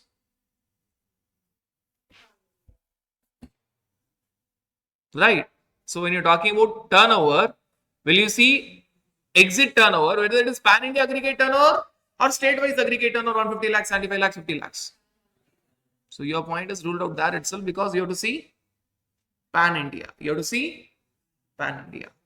This point will be relevant if in one state I am crossing the service limit, not service limit, 10% of previous year state turnover or 5 lakhs. I am violating that service limit in, I'll be thrown outside. So understand, except for this point, which is seen Pan India, which means if you're violating it, you're violating automatically in all the states. All the other conditions starting from 1B, 2, 3, 4, 5, 6, which you may violate only in, but you're thrown outside in. But this first 1A condition is not seen state-wise. It is seen automatically. So automatically all the states is the answer. Automatically all the states is the answer. Right. So this is all about your entry and exit. And one again special point, if you're under composition scheme, should you pay RCM? Yes. Just because you're under composition scheme, you cannot tell that I'll not pay RCM. You will not tell that I'll not pay RCM. Even if you're under composition scheme, you're required to pay RCM. You're required to pay. Point number 1. Even if you're under composition scheme, you're required to pay. And when you pay RCM, it is not 1, 5, 6%. It is normal rate. 5, 12, 18 and all. Because it is not outward supply, it is inward supply. It is inward supply. Right. And in composition scheme, always you'll have what tax? CGST, SGST or IGST or combination of both? You can never have combination of both. Why? You can never have interstate outward supply, which means you'll always have CGST. So when I tell 1%, 5%, 6%, in exam you have to write 0.5, CGST 0.5, that state SGST. 5%, 2.5, CGST 2.5, that state SGST. 6%, 3%, CGST 3%, that state SGST. You can never ever have. What is in current year? You can have only what? Intrastate. Can you make sales to other state? No. Can you make export? So what is the significance? You will have only sale within the. Can you purchase from other state? Yes. On your purchase, you can have IGST. Can you import from outside India? Yes. But sale portion will be only within the state. Purchase can be within the state, outside India. But sale should be only within the state. You will always have CGST and SGST. You will always have CGST and SGST. But when you talk about RCM, is it your purchase or sale? So in RCM, there are 3 important points that you have to understand. Even if you're under composition scheme, you can have RCM. When it is RCM, it can be CGST, SGST or it can be IGST, depending on from where you're getting. Second, the rate will not be 156, the rate will be normal rate. 5% or 12% or 18% or 28% because it is your inward supply. And third thing, normally when you talk about RCM, you pay by one hand, cash ledger, you get the credit in, other hand, credit ledger. You pay by one hand, cash ledger, you get the credit in, other hand, credit ledger. But for composition scheme, you pay by one hand, cash ledger, you don't get the credit. Why? In composition scheme, you will not get any credit. You will not get any credit. Right. So that completes all the minute aspects of your composition scheme. You beat your entry point or beat your exit point. That is all about the number area. First, what we saw was number area. We only saw the numbers when it is 150, 75, 50 lakhs, etc., etc., etc. Or we only saw the number of 1%, 5%, 6%. Then we brought other conceptual points and telling that you cannot do all these things. And when we brought it, it was very clearly said, be very careful.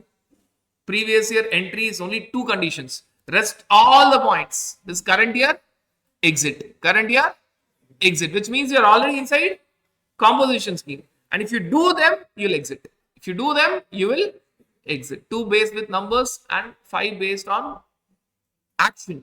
5 based on, 2 based on numbers and 5 based on action. Based on what you're doing. Based on what you are doing. You will be going outside composition scheme. When you talk about your entry and exit, very, very simple points. Can you enter inside composition scheme just like that? No, entry and exit. One is entry, one is exit. If you're taking new registration, new registration, you can enter composition scheme at any point of time at the time of application, which can be in between the year. Which can be in between the year. Effective date will be effective date of registration, which can be in between the year. You're applying for registration randomly in the month of September. In September, when you're filing registration form, REG01, you select composition scheme. But if you're already registered, you're shifting from composition scheme to regular scheme. You're shifting from composition scheme to regular scheme. You cannot come inside composition scheme at any point of time.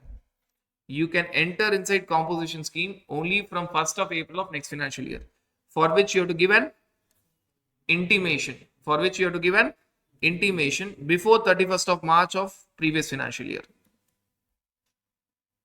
Before 31st of March of previous financial year. If I am taking new registration, can I enter composition scheme in between a year? Yes. At the time of filing registration form, select composition scheme. But if I am already registered under regular scheme, can I switch over to composition scheme? At any point of time, no. I can switch over only from where? Only from 1st of April of next financial year, for which I have to give intimation before the commencement of next financial year, which means before 31st March. Before, when I will enter composition scheme, 1st April of next financial year, I have to give intimation before 31st March. Before, but please understand, this intimation is not required when you are already under composition scheme.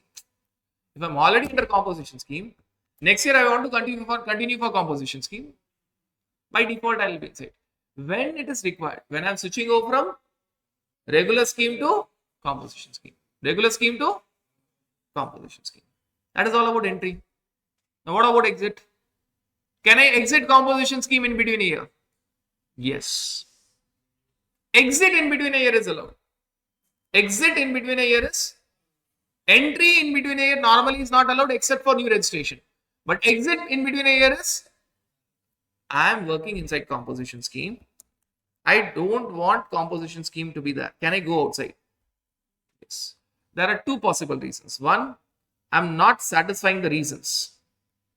I violate the conditions.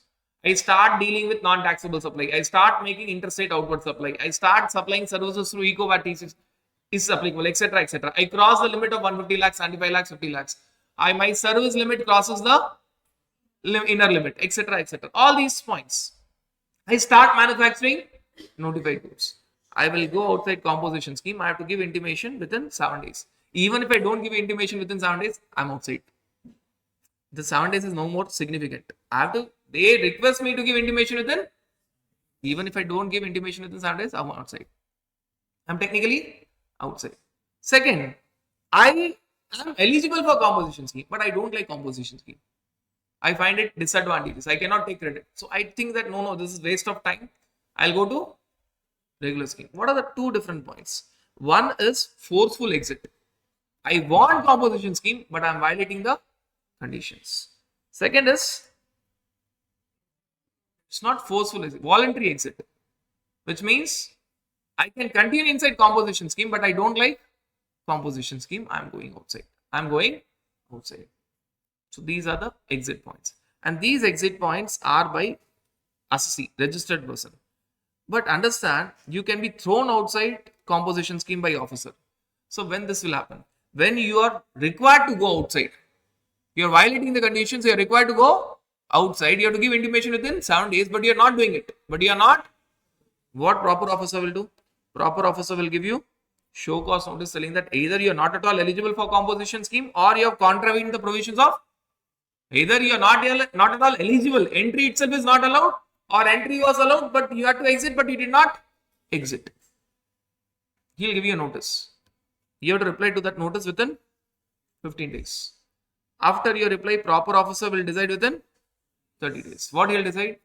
Either he will accept your reply, which means he is satisfied that you can remain under composition scheme. Nothing will happen.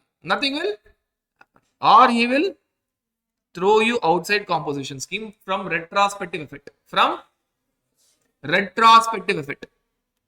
And that is the reason I said, whether if you are not eligible, and if you are not giving intimation within 7 days or not, it's not at all relevant because you will be thrown outside retrospectively. If entry itself was not allowed, you will be thrown outside from 1st of April of that year. If entry was allowed, you should have exited on say 11th November. So you're, and supposing we are after 2 years. So retrospective effect will be there from 11th November of 2 years ago. Of 11th November. Retrospectively will be thrown outside. Supposing you are into 2024-25. You are going for composition scheme in 22-23. 22-23. If entry was not allowed, officer will throw you outside composition scheme from 1st April 2022. If entry was allowed in financial year 22-23, but you violated the condition on 11th November 2022. Standing in 2024-25, officer will throw you outside from 11th November 2022. And it has got great repercussions. Why?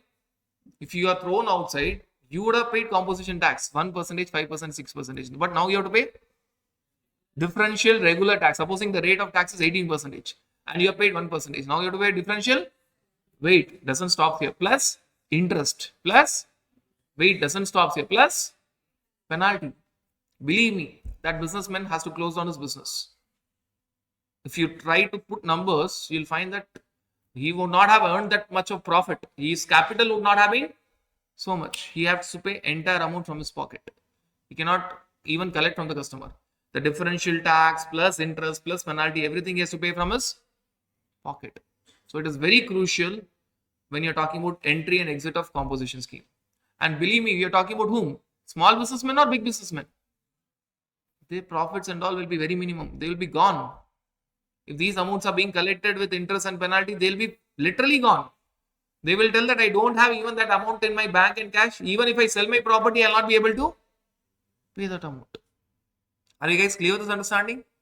Retrospective removal will be there. And when you're removed, you're not removed only from one state. You're removed from all the states. And please understand that when you're entering and exiting, entering specifically, I'm not talking about new registration, I'm talking about regular scheme to composition scheme. Regular scheme, new registration, no issues. Exiting, it is composition scheme to regular scheme. If you're going from regular scheme to composition scheme, you would have taken ITC, but now you cannot take ITC. You have to reverse ITC on the stock. When you are exiting composition scheme to regular scheme, you did not take ITC, but now you are eligible for taking ITC. You will be availing ITC on the stock. This is discussed in your ITC chapter. This is discussed in your ITC chapter. Regular scheme to composition scheme, you took ITC, you are not eligible for ITC now. Whatever ITC you took on stock, reverse it. Composition scheme to regular scheme, you did not take ITC, but now you are eligible for taking ITC. You'll have some stock on the conversion date. Whatever stock you have, now you can avail the ITC. Now you can avail the ITC.